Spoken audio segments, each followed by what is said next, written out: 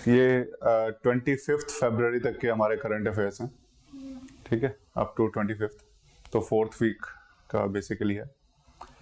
इससे पहले वाले कुछ रिवाइज किया थोड़ा बहुत, नोट्स बनाए थे लास्ट वाले, दिखाना लाए नहीं, ठीक है, चलो इसको कर लेते हैं। मैं उसको मंथली के हिसाब से थोड़ा सा डिवाइड कर दूंगा जो मैं नोट्स बनाऊंगा, तो जनवरी के एक साथ, फेब के एक साथ, ताकि एक मंथली कंपाइलेशन भी आपके पास हो जाए, ठीक है। ये डिटेल्ड नोट्स रहेंगे, वो आपके उसके शॉर्ट फॉर्म में रहेंगे, उसमें वो सारी चीजें मतलब हो सकता है कुछ न्यूज में और ऐड कर दूं जो इस दौरान हमने कवर ना की हो, ठीक है। तो मैं जनवरी के पहले कर लूंगा, कल बैठ के, कल टाइम मिलता है तो, उसके बाद फिर आगे फेब के करने, ठीक है। मैं शेयर कर दूंगा और उसको कैसे पढ़ना है फिर वो हम जब क्लास होगी तो एक आधा घंटा निकाल के तब उसको डिस्कस कर लेंगे कि उसको पढ़ना कैसे। पहली न्यूज आज की, marine heat waves events on Arctic ocean, ठीक है। आर्कटिक ओशियन है कहाँ, सबसे पहले तो हमें वो देखना पड़ेगा।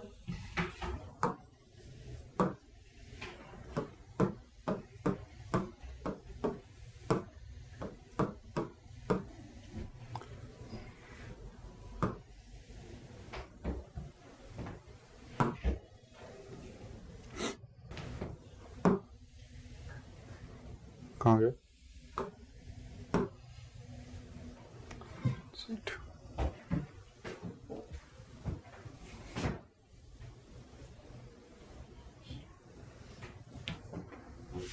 वर्ल्ड में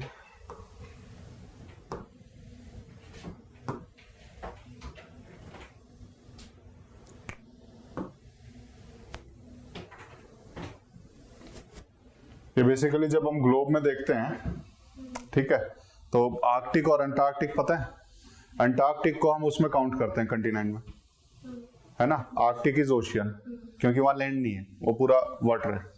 आर्कटिक ओशियन में हम कई सारे कंट्रीज को भी काउंट करते हैं, उसके साइड में जो उससे बाउंड्री लगती हैं तो वो कंट्रीज, जो आर्कटिक सर्कल बेसिकली हम एक वर्ड बोलते हैं, तो आर्कटिक सर्कल में कौन कौन सी कंट्रीज हैं वो हमें पता होना चाहिए, ठीक है। तो सबसे पहले तो वो देखेंगे कि आर्कटिक सर्कल में आती कौन कौन सी कंट्री हैं। ये ठीक है,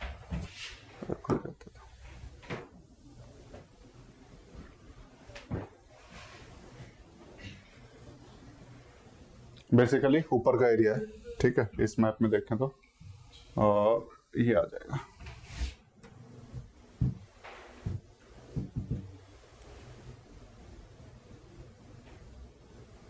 इसमें नहीं ओपन होगा, क्रोम का है,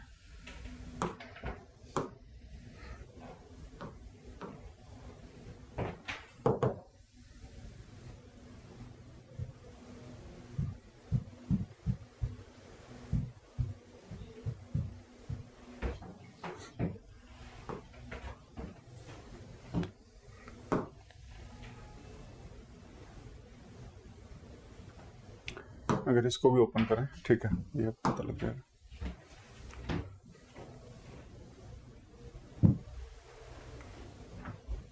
ये बेसिकली हमारा आर्कटिक सर्कल वाला एरिया आ जाएगा पूरा, ठीक है, जिसमें ऊपर ऊपर की जो कंट्रीज हैं, एक साइड तो चारों तरफ आपको ज्यादातर एरिया रशिया का दिखाई देगा, ठीक है। रशिया से इधर चलेंगे तो यहाँ स्कैंडिनेवियन कंट्रीज हैं, 3 कंट्रीज हैं, नॉर्वे, स्वीडन और फिनलैंड, ये तीनों कंट्री भी इसी के अंडर आ जाएंगी। इधर से आगे आओगे तो यहाँ पे आइसलैंड का थोड़ा सा हिस्सा आपको दिखाई देगा, फिर ग्रीनलैंड जो कि डेनमार्क की टेरिटरी है, तो ये भी आ जाएगा, और इससे इधर आओगे तो कनाडा और यूएसए। यूएसए का कौन सा हिस्सा? अलास्का, अलास्का जो यूएसए का हिस्सा है। तो ये पूरा आर्कटिक सर्कल बनाते हैं बेसिकली। इसके अंदर बहुत सारे सी हैं जिनकी लोकेशन हमें पता होनी चाहिए, ठीक है। तो सी को भी जब आप मैप देखेंगे तो सी को भी देखना आपको साथ के साथ। यहाँ पर कैरासी है, कैरासी पूछा जाता है कि कहां पर है, ठीक है, रशिया के ऊपर, कहां पे? आर्कटिक ओशियन में, ये पता होना चाहिए।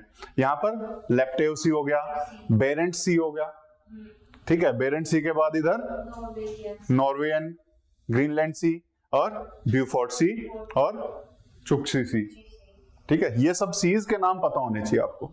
और ईस्ट साइबेरियन सी, साइबेरिया के ऊपर की तरफ आ जाता है।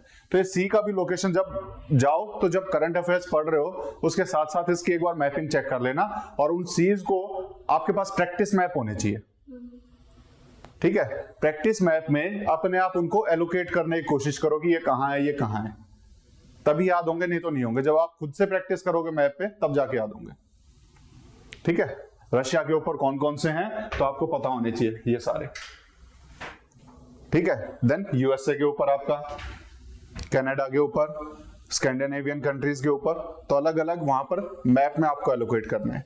तो ये बेसिकली आर्कटिक ओशियन है, ये इसकी बात चल रही है। इसका मेजर पोर्शन हमेशा बर्फ से ढका रहता है। ठीक है, परमानेंट फ्रोजन होता है। ठीक है, जिसको हम परमाफ्रॉस्ट भी बोल देते हैं। तो ये जो रिपोर्ट आई है,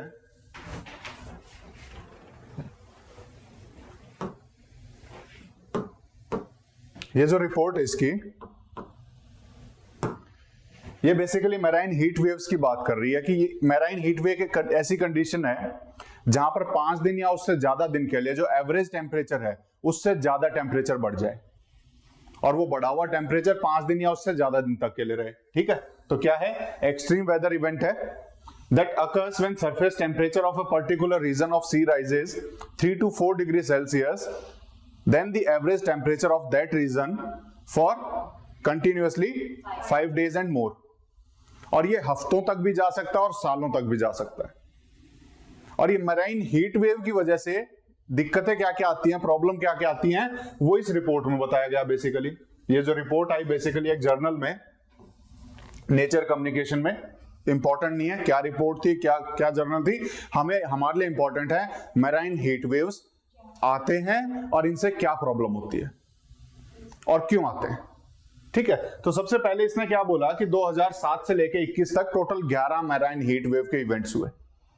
2007 से 21 तक, यानी कि हीट वेव इवेंट्स इंक्रीज हो रहे हैं, सी सरफेस टेम्परेचर इंक्रीज हो रहा है, इस तरह के इवेंट ज्यादा इंक्रीज हो रहे हैं।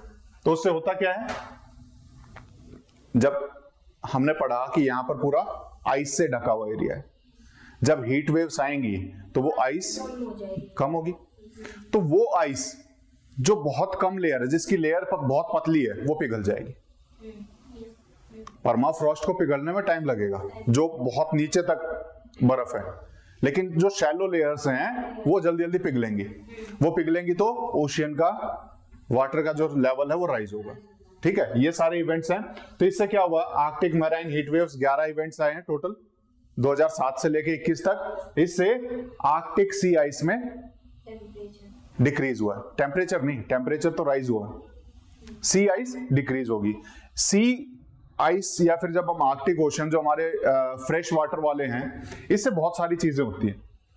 ये क्या काम कर रहे हैं, जब सूर्य से जब किरणें आती हैं, रेज आती हैं, उसको रिफ्लेक्ट करने का काम करती है। ठीक है, जब ये आइस पिघलेगी तो रिफ्लेक्ट होके कम जाएगी सनरेज। पहले से हीट वेव्स की वजह से वो पिघल रही है, उसके बाद पिघलने के बाद जो हीट वेव्स ऊपर से आ रही हैं उसको भी रिफ्लेक्ट नहीं कर पा रहे, यानी कि हीट वेव ज्यादा बढ़ेगी। यानी वो अपने आप में एक साइकिल बन जाएगा। हीट वेव की वजह से पहले बर्फ पिघले और उसके बाद जो सन रेज आ रही हैं उसको भी रिफ्लेक्ट नहीं कर पा रहे, तो वो साइकिल बन जाता है वहां पर एक वार्मिंग का, और बर्फ जो है ज्यादा जल्दी से पिघलेगी, बर्फ ज्यादा जल्दी से पिघलेगी। तो ज्यादातर इस तरह की जो कंडीशन है वो आर्कटिक ओशन में ज्यादा होती है। ठीक है, इस साइड ज्यादा होगी, अपने आप ही वो सर्कल बढ़ता चला जाएगा। ठीक है, तो बाकी जगह की बजाय यहां जल्दी पिघलेगी अगर थोड़ा सा भी बर्फ पिघलती है अपने आप। तो उसके बाद आइस कवर 1990s के बाद से, चाहे समर में ले लो चाहे विंटर में ले लो, विंटर में थोड़ा बहुत आइस कवर बढ़ता है, समर में थोड़ा कम हो जाएगा, लेकिन यहां पर दोनों ही टाइम पे कम हुआ है। जितना विंटर में बढ़ना चाहिए था उतना नहीं बढ़ रहा है, समर में जितना कम होना चाहिए उससे ज्यादा कम हो रहा है। तो दोनों ही टाइम पे आइस कवर डिक्रीज हो रहा है। बेसिकली 2007 के बाद से एक शिफ्ट आया है। क्या शिफ्ट आया है, जो थिक लेयर्स थी वो थिन लेयर में कन्वर्ट हो गई। जो थिक लेयर होती थी वो बहुत डिफॉर्म्ड होती थी, ठीक है ना, मतलब इधर उधर पड़ी है। जो थिन लेयर है वो बिल्कुल प्लेन प्लेन सी हो गई है। ठीक है, जो थिक लेयर है वो थिन लेयर में कन्वर्ट हो गई है। उसके बाद इन्होंने बताया है कि आर्कटिक मैराइन हीट वेव्स के कुछ ड्राइवर्स हैं, किस वजह से मैराइन हीट वेव्स बढ़ रही हैं। तो इन्होंने बताया कि जो आसपास के जो सीज हैं, आसपास के जो सीज हैं, जैसे अभी पढ़े थे कैराप, लेप्टेव, ईस्ट साइबेरियन, चुकची सीज, इनमें क्या है, शैलो मिक्स्ड एयर डेप्थ, मतलब बहुत ही शैलो डेप्थ है, ज्यादा गहराई तक पानी नहीं है, और ज्यादा गहराई तक पानी ना होने के कारण वो जल्दी गर्म हो जाता है। हमेशा जब हम मानसून वेव्स पढ़ेंगे या लैंड वेव, ओशियन वेव्स पढ़ेंगे, तो हम एक कॉन्सेप्ट पढ़ेंगे कि जहां पे डेप्थ ज्यादा होगी वहां पर टेम्परेचर डिफरेंस बहुत देरी से होता है, सन उतना डीप नहीं जा पाता है, इसीलिए वहां का पानी का जो टेम्परेचर है बहुत ज्यादा डिफरेंस आएगा नहीं, और लैंड बहुत जल्दी गर्म हो जाती है इसके कंपैरिजन में। तो शैलो वाटर है इन सीज में, शैलो वाटर होने की वजह से क्या होगा, जल्दी गर्म हो जाएगा। तो इसी वजह से मैराइन हीट इवेंट्स यहां पर आ रहे हैं। उसके साथ और रीजन क्या बताया, ग्रीन हाउस गैस का इंपैक्ट है। Green house gas global warming कर रही है, वो ग्लोबल वार्मिंग की वजह से भी टेम्परेचर राइज हो रहा है, वो भी इसका एक रीजन बताया। उसके बाद इन्होंने बताया कि ये एक लॉन्ग टर्म ट्रेंड है, ये आज का कुछ नहीं है, बहुत सालों से चल रहा है। 1996 के बाद से हर डिकेड में on an average 1.2 degree Celsius rise हो रहा है, on an average 1.2 degree Celsius rise हो रहा है। देन उसके बाद इन्होंने बोला है कि अगर ये ऐसे ही बढ़ता रहा तो फूड चेन पे इंपैक्ट आएगा, फिश स्टॉक्स पे इंपैक्ट आएगा, वहां की बायोडाइवर्सिटी पे इंपैक्ट आएगा, वहां पे और जो स्पीसीज रहते हैं उन पे इंपैक्ट आएगा, और ग्लोबल वार्मिंग और ज्यादा बढ़ेगी। क्यों बढ़ेगी, क्योंकि जैसे जैसे परत उतरती जाएगी नीचे से, एक तो इंसोलेशन कम होगा, मतलब कहीं ना कहीं रिफ्लेक्शन जो सन का होता है वो कम हो जाएगा। देन ये सी अपने आप में अपने अंदर बहुत सारी CO2 को कैप्चर किए हुए होती है, मीथेन को कैप्चर किए हुए होती है। तो जैसे ही वो सी कवर सरफेस से आइस कवर हटेगा, नीचे से CO2 और निकल के आएगी, तो ग्लोबल हाउस जो बेसिकली GHG है, ग्रीन हाउस एमिशंस हैं, वो और ज्यादा बढ़ जाएंगे, बढ़ेंगे तो ग्लोबल वार्मिंग और ज्यादा बढ़ेगी। क्लियर है? इंपैक्ट क्या हो रहा है इससे, ओशियन पे क्या इंपैक्ट पड़ेगा, ओशियन पे इंपैक्ट पड़ेगा कि टेम्परेचर चेंज होंगे, और उसके बाद कैल्प फॉरेस्ट। कैल्प फॉरेस्ट क्या होते हैं, कैल्प फॉरेस्ट होते हैं बेसिकली जब शैलो वाटर में जब हम जाते हैं तो नीचे आपने जब कई बार टीवी पे, डिस्कवरी चैनल पे देखा होगा, नीचे बहुत सारे पेड़ पौधे होते हैं, है ना। वो जब एक जगह पे बहुत सारे पेड़ पौधे हो जाते हैं शैलो वाटर्स में, उसको कैल्प फॉरेस्ट बोलते हैं बेसिकली। ये वहां की बायोडाइवर्सिटी के लिए, वहां की स्पीसीज के लिए बड़े इंपॉर्टेंट होते हैं, उनको फूड वगैरह प्रोवाइड करना इनका काम होता है। तो कैल्प फॉरेस्ट पे भी वो आएगी, इंपैक्ट पड़ेगा, क्योंकि वो किसी एक टेम्परेचर पे ही वहां उग पा रहे हैं। जैसे ही टेम्परेचर चेंज होगा तो कैल्प फॉरेस्ट पे चेंज आएगा, और कैल्प फॉरेस्ट पे चेंज आया तो वहां आने वाली स्पीसीज जो खाने के लिए वहां आ रही थी उन पे चेंज आएगा, वो नहीं आ पाएंगे। क्लियर है? और उसके बाद इकोसिस्टम अल्टर हो जाएगा, ठीक है ना, पूरा इकोसिस्टम चेंज हो जाएगा। और कोरल ब्लीचिंग होती है। कोरल ब्लीचिंग कैसे होगी, कोरल्स किसी एक पर्टिकुलर टेम्परेचर के रेंज में ही रह पाते हैं, ठीक है। कोरल के बारे में पूरा एक लेक्चर होगा, कोरल्स कैसे होते हैं, ठीक है। कोरल ब्लीचिंग क्या है, बेसिकली कोरल्स का जो नेचुरल कलर है ना, वो बहुत वाइब्रेंट होता है, कभी ग्रीन कभी येलो, और ये जो कलर होते हैं उसमें एक वो चीज पाई जाती है, जूज़ैंथेले बोलते हैं उसको। जूज़ैंथेले की वजह से उसमें कलरिंग आती है। जैसे ही सी टेम्परेचर चेंज होगा, वो जूज़ैंथेले कोरल्स को छोड़ के भाग जाते हैं, तो ये पूरे व्हाइट से हो जाते हैं, जैसे वो हड्डी सी नहीं पड़ी रहती उस टाइप के हो जाते हैं। तो इस फेनोमेना को बोलते हैं कोरल ब्लीचिंग। जब जूज़ैंथेले अलग होके कोरल्स अलग रह जाएं और वो व्हाइट दिखाई दें, तो उसे हम बोलते हैं कोरल ब्लीचिंग। तो सी टेम्परेचर जैसे ही राइज होगा, जूज़ैंथेले चला जाएगा और कोरल ब्लीचिंग हो जाएगी। तो कोरल ब्लीचिंग जैसे जो इवेंट है वो बढ़ेंगे, ठीक है। और ये भी रिच बायोडाइवर्सिटी के लिए बहुत जरूरी होते हैं, ठीक है, तो इसलिए वो भी इंपैक्ट पड़ेगा। इसके कुछ एग्जांपल्स हैं, वेस्टर्न ऑस्ट्रेलियन कोस्ट, ठीक है। 2010 से 11 में बहुत सारी फिशेज की डेथ वहां पर देखी गई। क्यों देखी गई? सी सरफेस, सी टेम्परेचर का राइज हुआ है, ठीक है ना। देन उसके बाद 2005 high ocean temperatures, tropical Atlantic और कैरिबियन में मैसिव कोरल ब्लीचिंग इवेंट, ठीक है। ये कुछ एग्जांपल्स हैं जो हमें देखना कि सी सरफेस टेम्परेचर राइज होने की वजह से हुए हैं। तो सी सरफेस टेम्परेचर राइज होने की वजह से क्या क्या इंपैक्ट आ सकते हैं वो पता होने चाहिए, ठीक है। ये तो हमने ओशियन पे देखा, ह्यूमंस पे भी बहुत इफेक्ट पड़ता है। ह्यूमंस पे क्या इंपैक्ट पड़ेगा? सबसे पहला जो वेदर इवेंट्स है वो चेंज हो जाएंगे। वेदर इवेंट्स चेंज होंगे, साइक्लोन, हरिकेन्स, ये सारी चीजें और ज्यादा बढ़ेंगी और ये ह्यूमंस को डायरेक्टली इंपैक्ट करती हैं। ठीक है, तो ये ह्यूमंस पे भी इफेक्ट करेगा। देन और भी ज्यादा इंपैक्ट है। और क्या क्या इंपैक्ट हो सकते हैं इकोसिस्टम पे? कैसे? हैबिटेट रेंज चेंज हो जाएगी। हैबिटेट रेंज क्या होती है कि कोई भी एक स्पीसीज किस रेंज तक वो ट्रेवल करता है, वो स्पीसीज की हैबिटेट रेंज होती है। कोई भी एक स्पीसीज है वो किस रेंज तक ट्रेवल कर पा रहा है, वो उसकी हैबिटेट रेंज है। वो ट्रेवल करने के पीछे रीजन होता है कि कहां तक उसे फूड मिलेगा, कहां तक उसके सर्वाइवल के लिए टेम्परेचर अवेलेबल है। तो जैसे ही टेम्परेचर में डिफरेंसेस आएंगे तो ये हैबिटेट रेंज भी चेंज होंगी। जो स्पीसीज हो सकता है यहां पाई जाती हो, कुछ सालों के बाद यहां मिले ही ना, कहीं और मिलना शुरू हो जाए। ठीक है, तो हैबिटेट रेंज में चेंज आएगा। देन इकोनॉमिक लॉसेस होंगे। क्यों होंगे? क्योंकि कुछ एरिया वो फिशरीज के लिए जाने जाते हैं, एक्वाकल्चर के लिए जाने जाते हैं, जहां पर फिशिंग बहुत ज्यादा प्रोमिनेंस होती है उनकी इकोनॉमी के लिए। तो जब टेम्परेचर में चेंज आता है तो ये फिशिंग पे भी बहुत इंपैक्ट पड़ता है, वहां की इकोनॉमी पे इंपैक्ट पड़ेगा। उसके बाद वहां की बायोडायवर्सिटी पे इंपैक्ट पड़ेगा। कोरल ब्लीचिंग हो रही है, ठीक है, केल्प फॉरेस्ट डिक्रीज होंगे तो बायोडायवर्सिटी पे भी वो इफेक्ट पड़ेगा। देन उसके बाद डीऑक्सीजनेशन और एसिडिफिकेशन भी होगा। ऑक्सीजन कम होगी, CO2 ज्यादा होगा, एसिडिफिकेशन बढ़ जाएगा। ठीक है, तो ये सारे इंपैक्ट हैं बेसिकली जो मैराइन हीट वेव से हैं। तो बेसिकली एक जर्नल है, उसने रिपोर्ट दी है, तो उसकी वजह से कुछ है तो हमें उसका ओवरऑल पता होना चाहिए कि मैराइन हीट वेव्स आती है तो क्या फर्क पड़ेगा। मैराइन हीट वेव एक ऐसी कंडीशन है जहां 3 से 4 डिग्री सेल्सियस टेम्परेचर बढ़ जाता है और ऑन एन एवरेज 5 दिनों तक वो बना रहता है या उससे ज्यादा दिनों तक। ये हफ्तों तक भी जा सकता है, महीनों तक भी जा सकता है, सालों तक भी।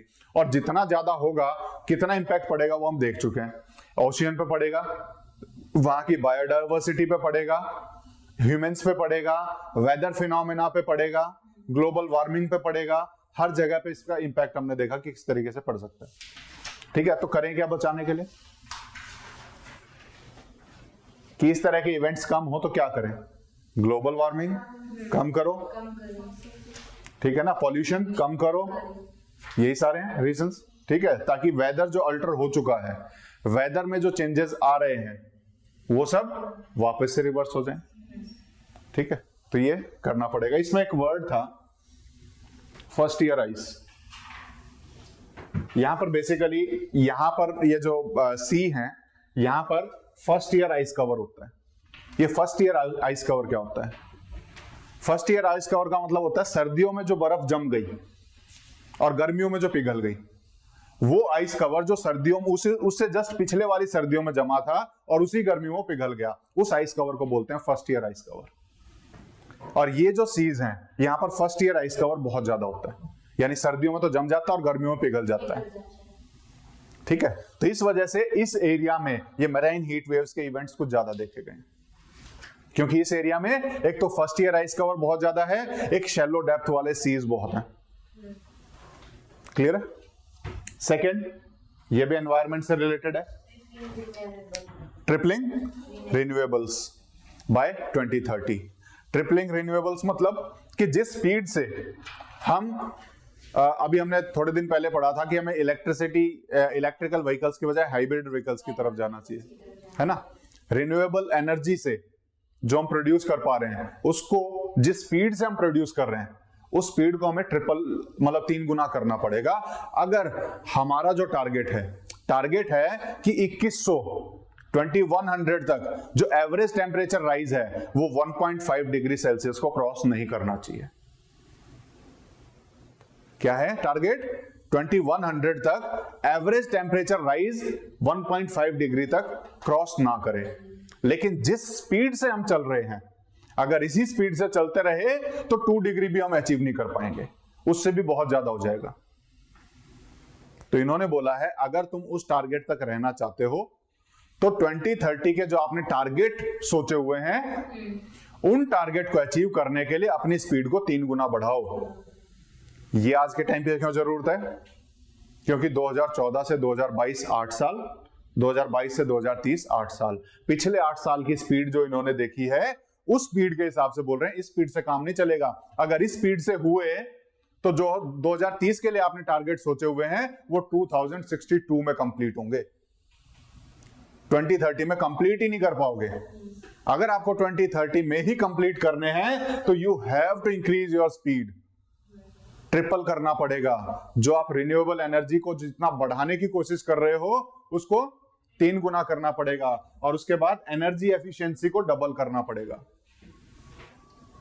ये इस रिपोर्ट ने बोला है, बेसिकली थिंक टैंक ने दिया है, tripling renewables by 2030 interpreting the global goal at the regional level. ठीक है, तो इन्होंने बेसिकली ये बोला है। तो इसके साथ साथ हमें बहुत सारी चीजें पता होनी चाहिए।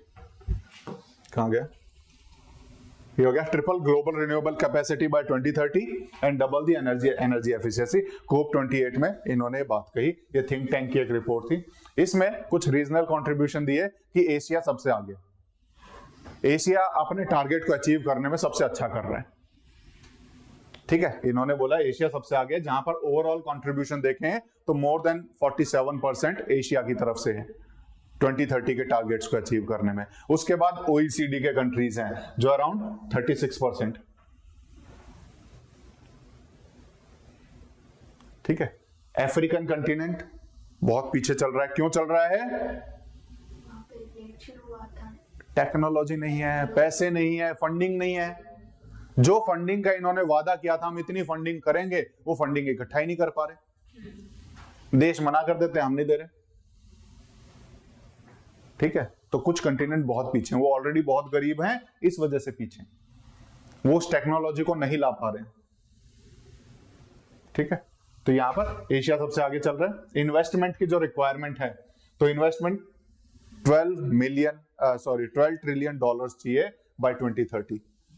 अगर हमें 1.5 डिग्री सेल्सियस के टारगेट को अचीव करना है तो इतना इन्वेस्टमेंट इस साइड चाहिए। 2024 के बाद से हर साल 2 ट्रिलियन डॉलर चाहिए,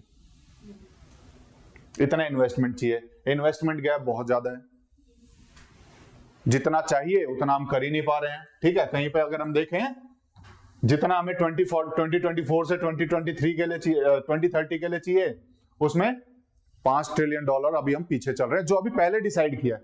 ये ट्रिपलिंग वाला नहीं, ट्रिपलिंग के लिए तो हमें 12 ट्रिलियन डॉलर चाहिए, जो ऑलरेडी डिसाइडेड है उससे भी हम 5 ट्रिलियन डॉलर पीछे चल रहे हैं, यानी जो है वो ही नहीं कर पा रहे। ठीक है, देन उसके बाद सब सहारन अफ्रीका, जो बेसिकली जो मैंने बताया, तो वहां पे इन्वेस्टमेंट नहीं है, इंटरनेशनल सपोर्ट नहीं है, फंडिंग नहीं हो पा रही है, इस वजह से वो बहुत पीछे चल रहे हैं। तो वहां चैलेंज है हमारे सामने कि कैसे उसको पूरा किया जाए। तो इसमें कुछ रिकमेंडेशंस दी कि जो सरकार सब्सिडी दे रही है उसको बंद करना पड़ेगा फॉसिल फ्यूल्स के लिए। अभी भी हम कोल की तरफ इतना बढ़ रहे हैं, सब्सिडी दिए जा रहे हैं, तो बोले फॉसिल फ्यूल की तरफ जो सब्सिडी गवर्नमेंट दे रही है उसको इमीडिएटली बंद करने की जरूरत है, ताकि उसका यूजेज कम हो जाए। ठीक है, सेकंड इसने बोला कि एक क्लियर रोड मैप हमें बनाना पड़ेगा कि हमारी फाइनेंस की नीड्स कितनी है, कहां से आएंगे, कहां हम खर्च करेंगे, तो एक क्लियर रोड मैप गवर्नमेंट्स को बनाने की जरूरत है। ठीक है, तो ये कुछ रिकमेंडेशंस थी। इसके बाद इंडिया के जो टारगेट्स हैं हमने रिवाइज किए अपने टारगेट्स। ठीक है, तो रिवाइज जब किए 2022 में, क्या नए टारगेट्स हैं वो हम देख लेते हैं। बेसिकली एमिशन इंटेंसिटी रिडक्शन 2005 के लेवल से जितना उस टाइम पे एमिशन होता था, हमारा पहले टारगेट था कि हम 2030 तक उससे 33% के आसपास कम कर लेंगे। 2005 में जितना हम एमिशन करते थे, 2030 में जो हम एमिशन कर रहेंगे वो 2005 से करीबन 33 से 35% कम होगा। ये हमारा टारगेट था। ठीक है, इसको हमने रिवाइज कर लिया कि नहीं ये तो बहुत कम है, हम 40% 45% अचीव करेंगे, कि 2005 से हम 45% कम वो एमिशन करेंगे 2030 में। तो हमने हमारे टारगेट्स को इंप्रूव किया है, क्योंकि 24% तो हम 2016 में ही अचीव कर चुके थे। 24% 2005 के लेवल से वो 2016 में ही अचीव हो गया था, और आज के टाइम एस्टिमेटेड है कि 30% हम ऑलरेडी रिड्यूस कर चुके हैं। वहीं अगर हम देखें share of non fossil fuel installed electricity capacity, हमारा क्या टारगेट है? 500 गीगावाट नॉन फॉसिल फ्यूल से 500 गीगावाट हमें 2030 तक इंस्टॉल करना है, ठीक है। यानी 40% जो हमारा जो टोटल कैपेसिटी है उसका 40% नॉन फॉसिल फ्यूल से आना चाहिए। यहां पर हमने उसको बढ़ा के 50% कर दिया। क्यों कर दिया? क्योंकि अराउंड 41% हम ऑलरेडी अचीव कर चुके हैं। अराउंड 41% ऑलरेडी अचीव कर चुके हैं, ठीक है। लास्ट था कार्बन सिंक, कि हम जो कार्बन जो एमिट करते हैं, CO2 एमिट करते हैं, हम उसके लिए सिंक बनाएंगे ताकि हम उस कार्बन को कैप्चर कर सकें। कैसे? कार्बन सिंक क्या है सबसे अच्छा? फॉरेस्ट, कि हम एफोरेस्टेशन करेंगे, हम पेड़ लगाएंगे, पौधे लगाएंगे, फॉरेस्ट करेंगे। तो कार्बन सिंक के नए नए तरीके से हम ऐसे तरीके ढूंढेंगे जिससे हम प्रोड्यूस हो रही कार्बन डाइऑक्साइड को कैप्चर कर सकें। वो हमारा टारगेट था करीबन 2.5 से 3 billion tons of CO2 we will capture by 2030। उसमें कोई चेंज नहीं है, ठीक है। ये इतना ही है, क्लियर? तो ये हमारे कुछ टारगेट्स हैं। ये टारगेट्स आपको बार बार जब भी आएंगे तो आते रहेंगे आगे, ठीक है। तो ये कुछ टारगेट्स हमें पता होने चाहिए हम क्या कर रहे हैं। अभी रिसेंटली न्यूज थी कि RBI ने पेटीएम बैंक को डीरेगुलेट, मतलब उसको हटा दिया है। उसको बोला कि आप बैंकिंग ऑपरेशंस नहीं कर सकते, ठीक है। RBI ने क्या बोला पेटीएम बैंक को कि आप बैंकिंग के ऑपरेशंस बंद कर दीजिए। क्यों कर दीजिए? क्योंकि कुछ इरेगुलरिटीज मिली है। RBI under banking regulation act of 1949 उसके पास अथॉरिटी है कि वो इस तरीके के बैंक को रेगुलेट कर सकता है, इस तरह के बैंक को कंट्रोल कर सकता है, इस तरह के बैंकों को लाइसेंस दे सकता है। कहां से अथॉरिटी मिलती है RBI को? बैंकिंग रेगुलेशन एक्ट ऑफ 1949, यहां से उसको अथॉरिटी मिलती है RBI को ये सब करने की। तो पहला चीज तो ये खत्म होगी कि RBI को अथॉरिटी कहां से मिली उसको बंद करने की। दूसरा कि उसने बंद क्यों किया? RBI ने कुछ इंस्ट्रक्शन पास किए हुए थे कि जितने भी अकाउंट हैं वो KYC कंप्लाइड होने चाहिए, सब पे KYC कंप्लीट होना चाहिए। नो योर कस्टमर, KYC का फुल फॉर्म होता है नो योर कस्टमर, कि हर कस्टमर का आपको पैन या आधार का डाटा आपके पास होना चाहिए, आपको पता होना चाहिए आपका कस्टमर कौन है। और एक पैन अकाउंट से आप सिंगल अकाउंट लिंक करो। इसमें क्या हो रहा था? बहुत सारे अकाउंट में KYC नहीं हो रखा था, लेकिन ये फिर भी उसको बैंकिंग करने दे रहे थे। एक ही पैन से कई कई अकाउंट लिंक हो रखे थे, और उसके बाद जितनी लिमिट है कि आप एक अकाउंट में इतना ही डिपॉजिट ले सकते हो, ये उसको भी एक्सीड कर रहे थे। यानी जो जो इनको इंस्ट्रक्शंस दिए गए थे, जो ऑर्डर दिए गए थे, ये किसी को नहीं फॉलो कर रहे थे। तो बैंक RBI ने under banking regulation act of 1949 ये ऑर्डर दिया कि आप, अप्रैल है मार्च है, ठीक है, मतलब इमीडिएट इफेक्ट से 28 फेब से ही, मतलब उनको बोल दिया गया था कि 28 जैन था कि फेब था, तब से ही आप ऑपरेशंस बंद कर दो और 29 मार्च तक आप जितने भी आपके जो पेमेंट इधर उधर के उनको सेटल कर दो। इस टाइप से कुछ इंस्ट्रक्शंस थे। लेकिन हमारे लिए इंपॉर्टेंट न्यूज क्या है कि RBI ने पेटीएम पेमेंट बैंक को बंद किया, ठीक है। कैसे किया? बैंकिंग रेगुलेशन एक्ट अथॉरिटी है, वहां से वो रेगुलेट भी कर सकता है, लाइसेंस भी दे सकता है। बैंकिंग दो तरीके से चलते हैं, एक जो हमारा नॉर्मल बैंक होते हैं, दूसरे स्पेशल बैंक्स होते हैं। स्पेशल बैंक में एक टाइप का है पेमेंट बैंक। ये पेमेंट बैंक नॉर्मल बैंक से थोड़े से अलग होते हैं। कैसे अलग होते हैं डिटेल में तो हम पढ़ेंगे, लेकिन थोड़ा सा हम यहां पे समझ लेते हैं कि इन बैंकों को आजादी नहीं होती है उधार देने की। जैसे बाकी बैंक से हम लोन लेने जा सकते हैं, इन बैंक के पास वो अथॉरिटी नहीं होती है, ये लोन नहीं दे सकते। बाकी बैंक क्रेडिट कार्ड इशू करते हैं, ये बैंक क्रेडिट कार्ड इशू नहीं कर सकते। तो ये कर क्या सकते हैं? ये सिर्फ कस्टमर से डिपॉजिट ले सकते हैं, उसको ATM कार्ड दे सकते हैं और ट्रांजैक्शन का अथॉरिटी दे सकते हैं। इनका ये काम होता है। किस लिए बनाया गया? पेटीएम पेमेंट बैंक या कोई भी पेमेंट बैंक RBI ने 2014 के बाद से बनाने शुरू किए थे, 2014 के बाद से। लिखा है इसमें कहीं? 2014 में RBI ने इंट्रोड्यूस किए थे on the recommendation of Nachiket Mor committee, ठीक है। तो नचिकेत मोर कमेटी ने रिकमेंड किया था for financial inclusion you have to introduce a new type of bank that is payment banks. Financial inclusion क्या होता है? लोगों को इस बैंकिंग सिस्टम में, फाइनेंस के सिस्टम में इंक्लूड किया जाए। बहुत सारे लोगों का बैंक खाता ही नहीं था। गांव में चले जाओ तो खाता ही नहीं रखते लोग, बैंकिंग सिस्टम से अवेयर नहीं थे, तो उन्हें जो गांव में जो साहूकार होते हैं उनके ऊपर निर्भर रहना पड़ता था जब भी पैसे की जरूरत हो, और वो मोटा ब्याज वसूलते थे।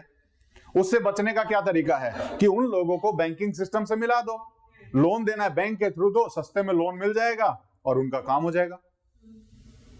तो फाइनेंशियल इंक्लूजन के लिए हमने कई तरह के यो काम किए हैं जो हम बेसिकली इकोनॉमी में पढ़ेंगे। उनमें से एक है पेमेंट बैंक्स हमने शुरू किए थे, और इन पेमेंट बैंक में से एक था पेटीएम पेमेंट बैंक, एक एयरटेल पेमेंट बैंक था, एक पोस्ट ऑफिस पेमेंट बैंक है। ठीक है, तो ये सब हमने किए हैं, और इनका जो काम होता है कि आप 2 लाख तक का डिपॉजिट ले सकते हो, एटीएम दे सकते हो, डेबिट की सर्विसेज दे सकते हो, ट्रांजैक्शन अलाउ कर सकते हो, बस। ये हमारा पेमेंट बैंक से रिलेटेड था कि पेमेंट बैंक होते क्या हैं। हमारा ये मतलब नहीं है कि पेटीएम को बंद कर दिया, नहीं। पेटीएम किस टाइप का बैंक है? Paytm is a kind of payment bank. Payment bank क्या होते हैं वो हमें पता होना चाहिए। किस अथॉरिटी के अंदर बनाए जाते हैं? तो आरबीआई लाइसेंस देता है under banking regulation act of 1949। इनको कुछ सर्विसेज नहीं देने की लिमिटेशंस होती है। क्या क्या? लेंडिंग ऑपरेशन नहीं कर सकते, क्रेडिट कार्ड नहीं दे सकते।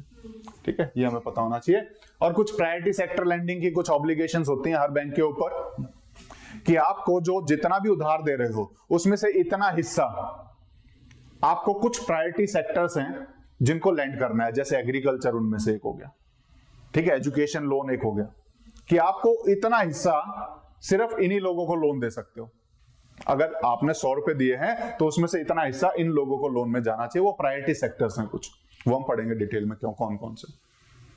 ठीक है, इसको पेमेंट बैंक्स को इस प्रायोरिटी सेक्टर लेंडिंग से भी एग्जेम्प्ट किया गया है कि इनके ऊपर कोई ऑब्लिगेशन नहीं है कि किनको लोन देना, क्योंकि लोन देना अलाउड ही नहीं, लेंडिंग इज नॉट अलाउड, तो यहां से भी एग्जेम्प्टेड है। ठीक है, ये क्या सर्विसेज वो कर सकते हैं वो यहां लिखा हुआ है। ठीक है, कौन क्या कर सकता है? बेसिकली कॉमर्शियल बैंक क्या कर सकते हैं, पेमेंट बैंक क्या कर सकते हैं, और पेमेंट नेटवर्क ऑपरेटर क्या कर सकते हैं। नेटवर्क ऑपरेटर जैसे मास्टर कार्ड और वीजा बैंक नहीं है, लेकिन बैंकिंग की सर्विसेज दे रहे हैं। आपके एटीएम पे छपा होता है वीजा, वो अपने आप में बैंक नहीं है, लेकिन एटीएम सर्विसेज के लिए वो एक ऑपरेटर है। ठीक है, तो वो क्या कर सकता है? वो ना तो पैसे जमा करवा सकता, ना और कुछ कर सकता, सिर्फ आपको कार्ड इशू कर सकता है, सिर्फ पेमेंट में आपको मदद कर सकता है कि आप एटीएम में जाओ और पेमेंट निकाल लो उस कार्ड से। ठीक है, सिर्फ पेमेंट में कर सकता है, ना तो आपको लोन देगा ना आप डिपॉजिट लेगा। स्पेशल बैंक का पेमेंट बैंक जो सिर्फ डिपॉजिट ले सकता है, लोन नहीं दे सकता और पेमेंट करवा सकता है। और जो नॉर्मल बैंक है वो सारे फंक्शंस कर सकता है। ठीक है, हर बैंक के बीच में डिफरेंस पता लगेगा इकोनॉमी की क्लासेस में, टेंशन मत लो। ठीक है, बहुत सारे बैंक्स पढ़ने हैं, बैंकों का इवोल्यूशन पढ़ना है, वो सारी चीजें हम इकोनॉमिक्स में पढ़ेंगे। ये अभी रिसेंटली हमने पढ़ा था, प्रिवेंटिव डिटेंशन क्या होता है?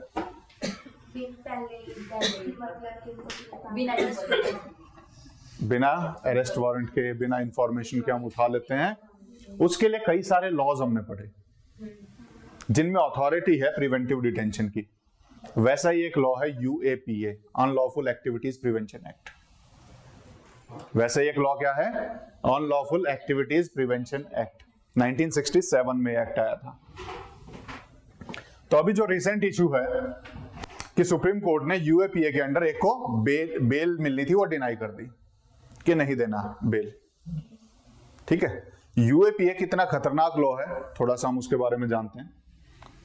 बेसिकली ये तो इसका इवोल्यूशन है। बेसिकली क्या था, शुरुआत में कहां गया, यहां से 1966 में प्रेसिडेंट ने एक ऑर्डिनेंस के द्वारा एक अनलॉफुल प्रिवेंशन एक्टिविटीज के लिए कुछ ऑर्डर पास किए, और उसी को बाद में हमने एक्ट बना दिया था 1967 में, unlawful activities prevention act of 1967। इसका एम क्या है? To prevent unlawful activities and deal with terrorism. तो टेररिज्म रिलेटेड चीजों से डील करता है। तो टेररिज्म रिलेटेड चीजों से डील करता है तो प्रिवेंटिव डिटेंशन की अथॉरिटी अपने आप मिल जाती है। ठीक है, जनरल रूल क्या होता है, मैंने बताया था कि जब किसी को अरेस्ट किया जाता है तो it is the responsibility of the state to prove कि इसने काम किया है। यूएपीए इसका उल्टा करता है। यूएपीए में किसी को उठाया जाए तो वो खुद की जिम्मेदारी हो जाती है उस इंसान की, वो खुद को इनोसेंट प्रूव करे। तो एक बहुत बेसिक रूल है जुडिशियरी का कि इनोसेंट अंटिल प्रूवन गिल्टी। क्या है? Innocent until proven guilty. UAPA इस रूल को बदल देता है कि आप गिल्टी हो, अपने आप को इनोसेंट प्रूव करो। ठीक है, और इस बेसिस पे कोर्ट बेल डिनाई करती है।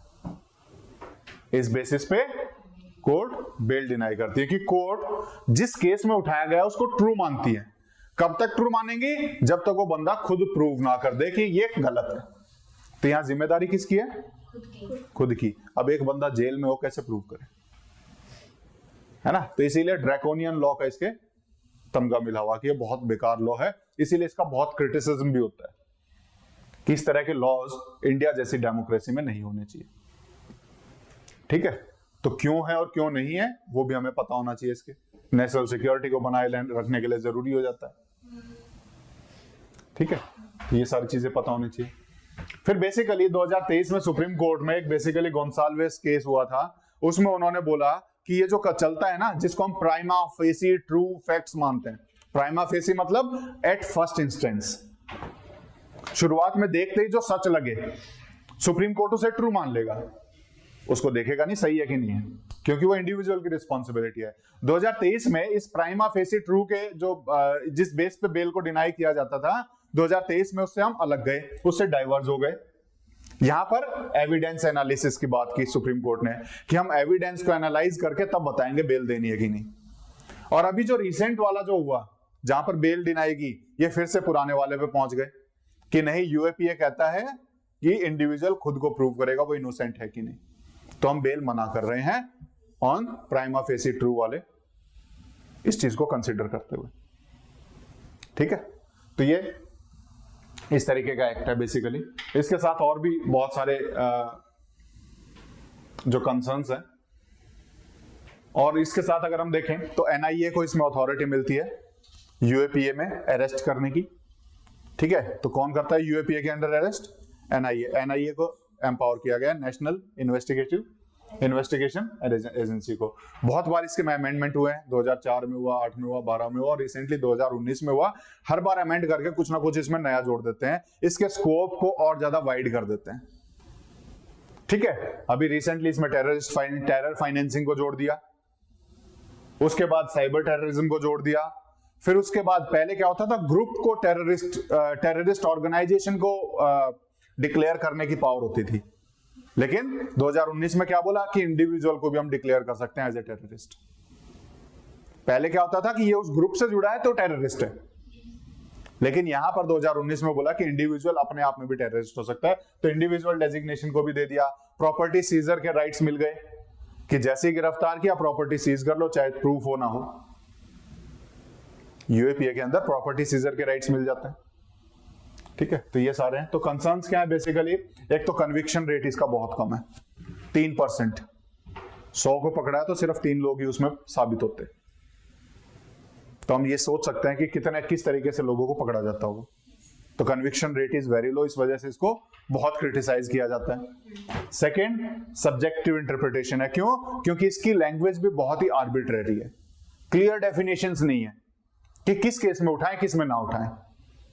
और एक क्लियर डेफिनेशन होने की वजह से, ना होने की वजह से बहुत ज्यादा वाइड पावर्स मिल जाती हैं कि किसी भी केस में उठा करके यूएपीए लगा दो। ठीक है, तो क्लियर डेफिनेशंस नहीं है, इसकी वजह से पोटेंशियल मिसयूज इसका बहुत ज्यादा हो जाता है। ठीक है, मिसयूज का पोटेंशियल बहुत ज्यादा हो जाता है इसका। देन जुडिशियल रिव्यू भी लिमिटेड हो जाता है इसमें। जुडिशियल रिव्यू कि जुडिशियरी कितना उसमें देखें। ठीक है, तो यहां पर इंडिविजुअल को टेररिस्ट का तमगा दे दिया है, उसको कोर्ट से पहले वेरीफाई नहीं करवाया तो पहले ही बता देंगे टेररिस्ट। ठीक है, तो जुडिशियल रिव्यू का जो स्कोप है वो कम हो गया। हालांकि बाद में तो जुडिशरी करती ही है चेक, लेकिन जो इनिशियल स्कोप था वो कम हो चुका है। ठीक है, ये बेसिकली सर इसमें जो ऊपर की टर्म थी टेररिस्ट फाइनेंसिंग, टेरर फाइनेंसिंग मतलब टेररिस्ट ऑर्गेनाइजेशन को जो फाइनेंस करता है उसके अंदर भी यूएपीए के अंदर हम उसको गिरफ्तार कर सकते हैं। जो टेररिस्ट ऑर्गेनाइजेशन है अगर उसको किसी भी तरह का ट्रांजैक्शन करते हुए पकड़ा गया, ये पकड़ा गया कि आपने उसको फाइनेंस किया है फॉर द टेरर एक्टिविटीज, तो भी यूएपीए के अंदर गिरफ्तार किया जा सकता है। इंडिविजुअल डेजिग्नेशन, इंडिविजुअल एक पहले क्या होता था, टेररिस्ट ऑर्गेनाइजेशन होती थी, उससे क्या होगा, उससे कोई अगर मिला हुआ तो वो टेररिस्ट है। ठीक है, यहां पर इंडिविजुअल एक बंदे को भी टेररिस्ट का तमगा दिया जा सकता है कि वो टेररिस्ट है, चाहे वो किसी से जुड़ा हो ना। तो यूएपीए को अथॉरिटी दे दी कि वो किसी को भी टेररिस्ट बोल सकता है। ठीक है, तो यूएपीए किस हद तक जा सकता है वो यहां से हमने देखा। तो बहुत ही अगर हम देखें एक जो रूल होता है, जो सबसे इंपॉर्टेंट रूल है, bail is rule jail is exception, यहां उल्टा है। यहां क्या है, jail is the rule bail is the exception. यहां पकड़ो जेल में डाल दो, बेल देखेंगे मिलेगी कि नहीं मिलेगी। ठीक है, यहां उल्टा हो जाता है। अगला है जूट इंडस्ट्री। जूट इंडस्ट्रीज के ऊपर एक स्टैंडिंग कमेटी ने कुछ रिपोर्ट दी है, 53rd report basically, development and promotion of jute industry. ठीक है, तो उस रिपोर्ट में क्या क्या बोला है वो हम देख लेते हैं कि ये इसका पोटेंशियल बहुत ज्यादा है।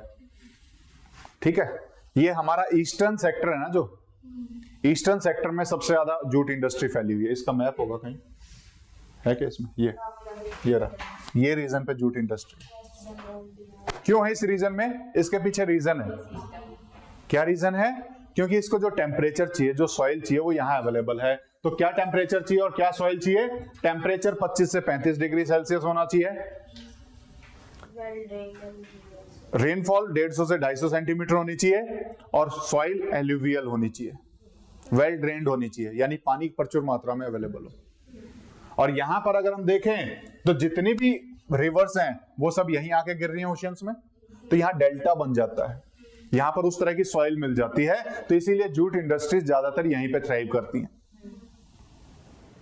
73% ऑफ द टोटल जूट अकेला वेस्ट बंगाल कर रहा है प्रोड्यूस। 3 स्टेट मिलके, West Bengal, Assam, Bihar, 99% of the jute production in 3 state में हो रहा है, वेस्ट बंगाल, आसाम और बिहार। गंगा ब्रह्मपुत्रा डेल्टा, ठीक है ना, वो यही है। तो गंगा और ब्रह्मपुत्रा वाले रीजन में सबसे ज्यादा जूट प्रोडक्शन हो रहा है। ठीक है,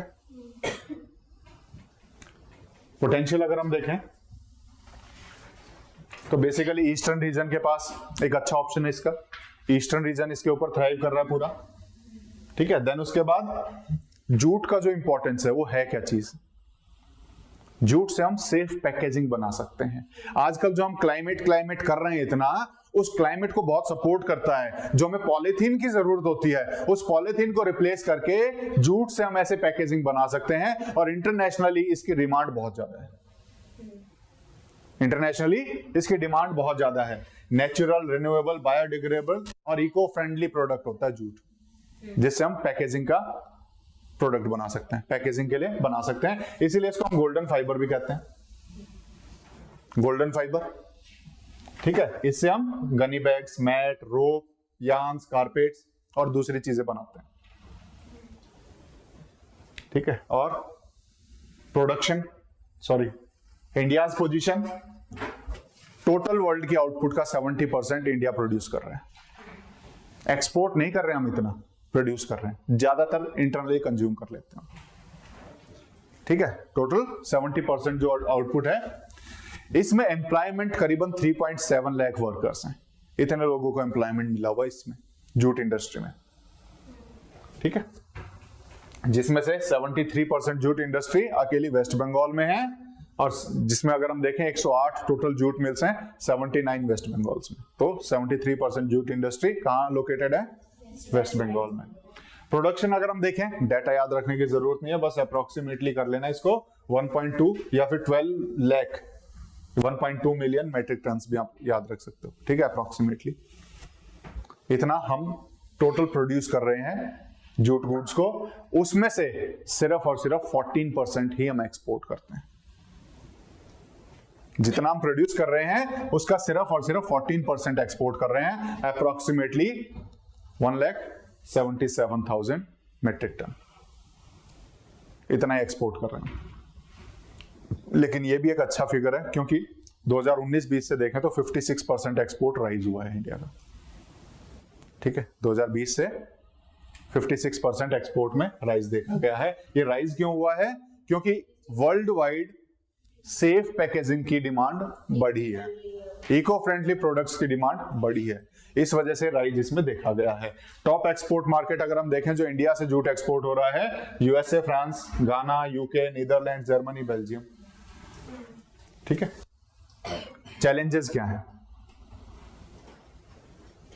चैलेंजेस अगर हम देखें तो सबसे पहला हाई रेट ऑफ प्रोक्योरमेंट। कैसे?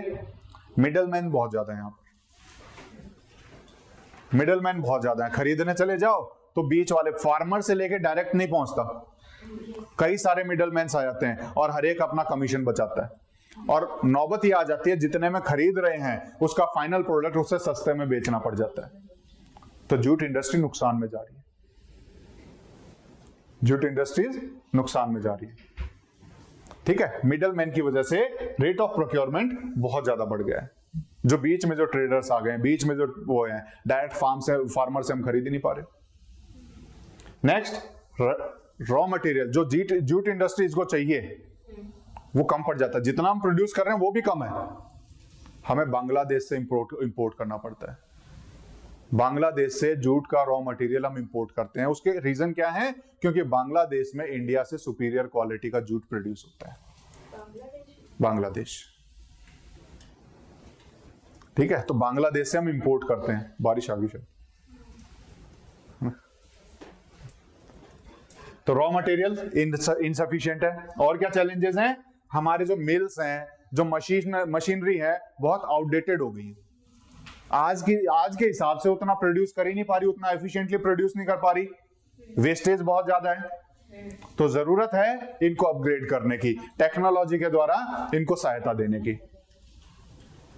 तो हमारी मिल्स, मशीनरी बहुत ज्यादा आउटडेटेड हो चुकी है। देन जूट की बजाय बहुत सारे सिंथेटिक मटेरियल अवेलेबल हैं जिससे कंपटीशन मिलता है। नाइलॉन, ठीक है, या उसके साथ साथ अगर हम देखें एक और अल्टरनेटिव फाइबर है मेस्टा, जो जूट को कंपटीशन दे रहा है। तो बेसिकली लोग इसकी बजाय इस तरफ चले जाते हैं। लेबर इश्यूज हैं, वेस्ट बंगाल में देखें हर दूसरे दिन लेबर स्ट्राइक होती रहती है। ठीक है, लेबर इश्यूज बहुत ज्यादा हैं, फ्रीक्वेंट स्ट्राइक, लॉकआउट्स। देन उसके बाद वहां पर डिसरप्शंस बहुत ज्यादा हैं, आपस में लड़ाइयां बहुत ज्यादा हैं, तो इस वजह से प्रोडक्शन हैम्पर होता है इसका। फिर इंफ्रास्ट्रक्चरल बॉटलनेक्स, इंफ्रास्ट्रक्चर में बहुत दिक्कतें हैं। बिजली की सप्लाई पूरी नहीं है, पानी की सप्लाई पूरी नहीं है, ट्रांसपोर्टेशन, जहां इंडस्ट्री है वहां तक जाने में ही मशक्कत करनी पड़ती है। ट्रांसपोर्ट कैसे करें? तो ट्रांसपोर्ट इतना अच्छा नहीं है, तो ट्रांसपोर्टेशन के चैलेंजेस हैं। देन फंडिंग की दिक्कत है,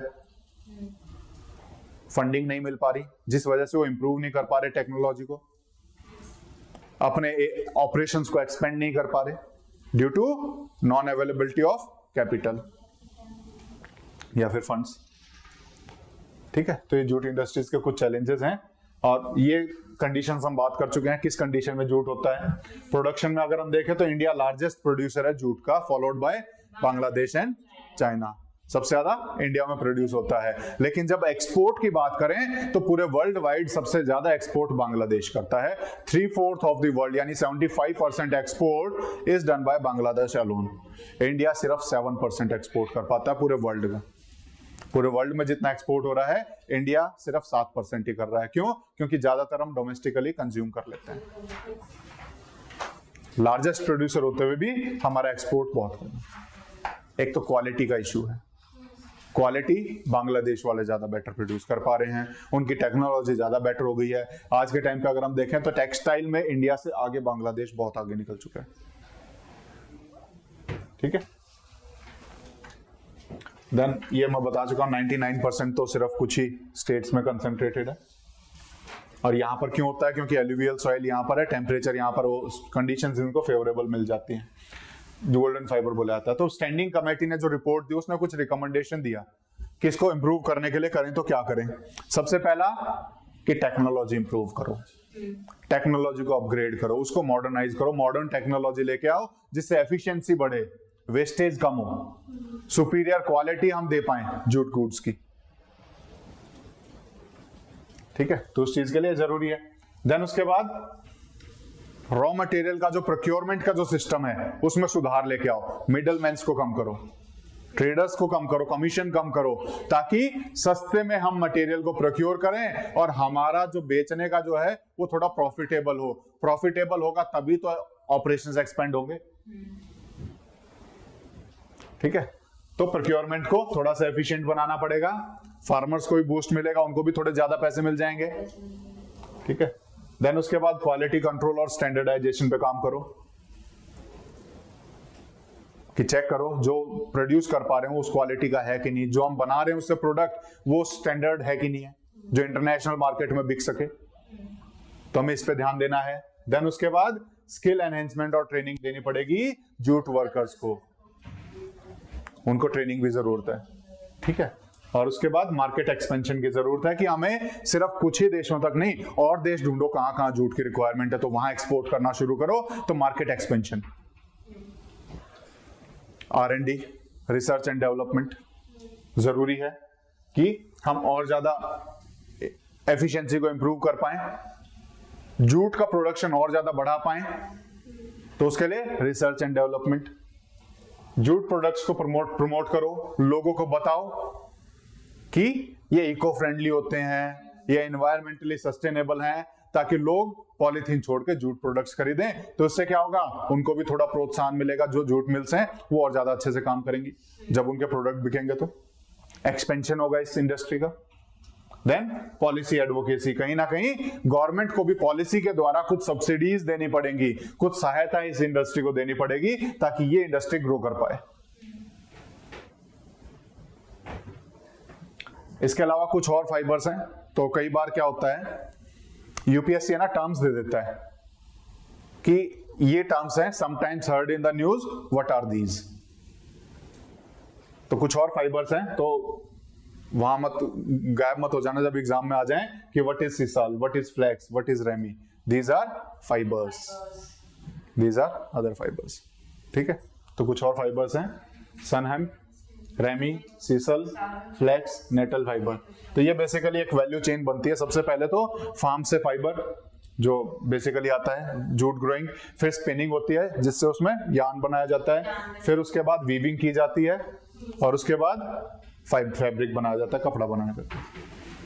ठीक है, तो ये बेसिकली एक प्रोसेस है पूरा। अगली न्यूज थी रिगार्डिंग शेंजेनजोंग। अभी एक नया कंट्री इस शेंजेनजोंग में इंक्लूड किया गया है, कोसोवो। शेंजेनजोंग क्या होता है, हमें यही पढ़ना है इसमें। हमारे लिए इंपॉर्टेंट नहीं है कितनी कंट्री इंक्लूड हो रही है कितनी नहीं, हमें शेंजेनजोंग क्या होता है वो पता होना चाहिए। ईयू सुना है, यूरोपियन यूनियन।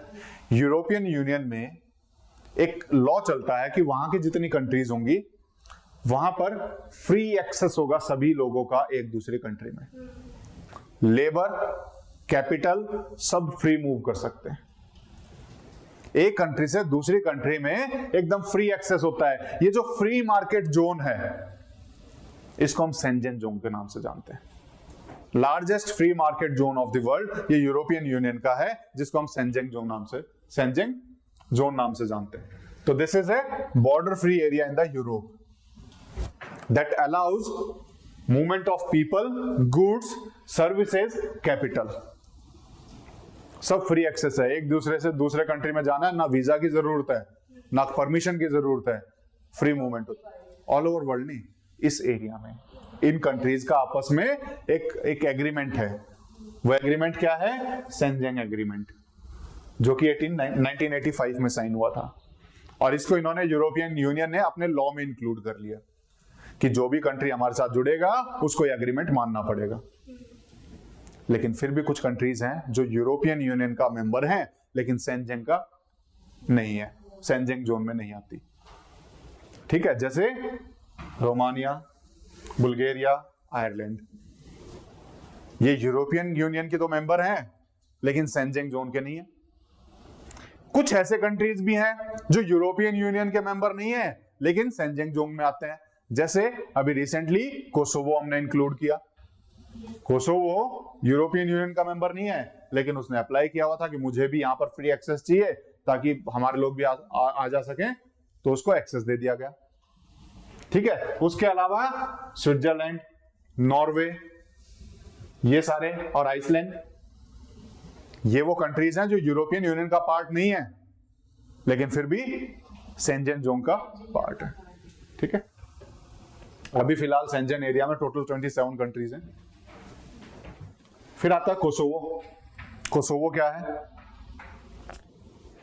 कोसोवो एक कंट्री है जो बेसिकली आपको कहां गया, लगभग यहां दिखाई देगा, ग्रीस, अल्बेनिया, यहां पर।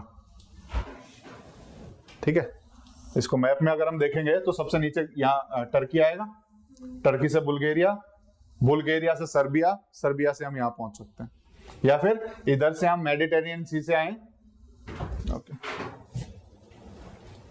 मेडिटेरियन सी से आए तो ग्रीस है, अल्बेनिया और कोसोवो। ठीक है, इस एरिया में आपको दिख जाएगा। तो ये कंट्रीज हैं बहुत सारी।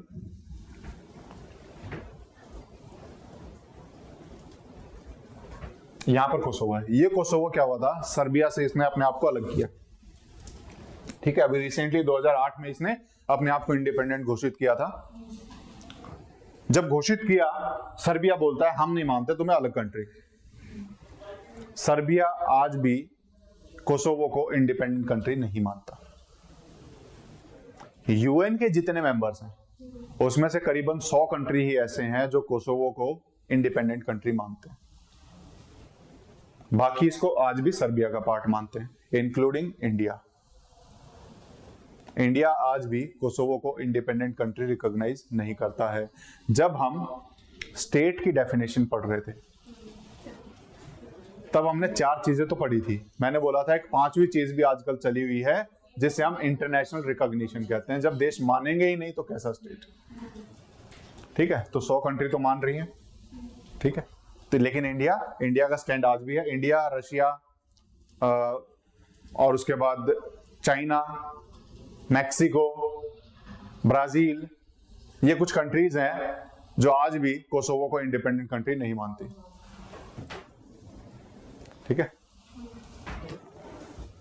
फिर उसके बाद एक गुप्तेश्वर फॉरेस्ट, कहां पर है, उड़ीसा में। इसने इस फॉरेस्ट को 4th biodiversity heritage site declare किया है। With in the state 4th है, इंडिया का 4th नहीं है, ध्यान रखना। विद इन द स्टेट, उस स्टेट का चौथा है। तो उड़ीसा ने चौथा बायोडायवर्सिटी हेरिटेज साइट डिक्लेयर किया है। तो हमारे लिए इंपॉर्टेंट क्या हो जाता है, एक तो गुप्तेश्वर फॉरेस्ट कहां पर है, दूसरा ये बायोडायवर्सिटी हेरिटेज साइट कौन डिक्लेयर करता है और कैसे डिक्लेयर होते हैं, अथॉरिटी कहां से आती है। तो 2002 में इंडिया में एक एक्ट आया था, बायोडायवर्सिटी एक्ट। ये बायोडायवर्सिटी एक्ट स्टेट को ऑथराइज करता है किसी भी एरिया को वो बायोडायवर्सिटी हेरिटेज साइट डिक्लेयर कर सकते हैं, और उसी एक्ट के आधार पर उड़ीसा ने इसको डिक्लेयर किया है। इसमें हमारे लिए जो इंपॉर्टेंट है, बेसिकली जब भी एक फॉरेस्ट राइट एक्ट ऑफ 2006, अभी हम पढ़ेंगे थोड़ी देर में, फॉरेस्ट राइट एक्ट ऑफ 2006 क्या कहता है, जब भी आपको किसी भी एरिया को प्रोटेक्टेड घोषित करना है, चाहे वो किसी भी रूप में हो, तो आपको वहां के लोकल लोगों से पूछना पड़ेगा। लोकल लोगों की परमिशन जरूरी है। तो यहां पर भी वही चीज है कि ये consultation with the local bodies. तो स्टेट जब डिक्लेयर करेगा तो लोकल बॉडीज से पूछेगा, तब वो डिक्लेयर कर सकता है। तो उड़ीसा में चौथा आ गया है गुप्तेश्वर फॉरेस्ट, जो इंडिया का पहला बायोडायवर्सिटी हेरिटेज साइट थी। कर्नाटका में डिक्लेयर हुई थी, नल्लूर टैमरिंड ग्रूव। ठीक है, ये हमें पता होना चाहिए। ये 2007 में इसने डिक्लेयर की थी। आज के टाइम अगर हम देखें तो टोटल 45 बायोडायवर्सिटी हेरिटेज साइट्स हैं। इसकी लोकेशन उड़ीसा। ठीक है,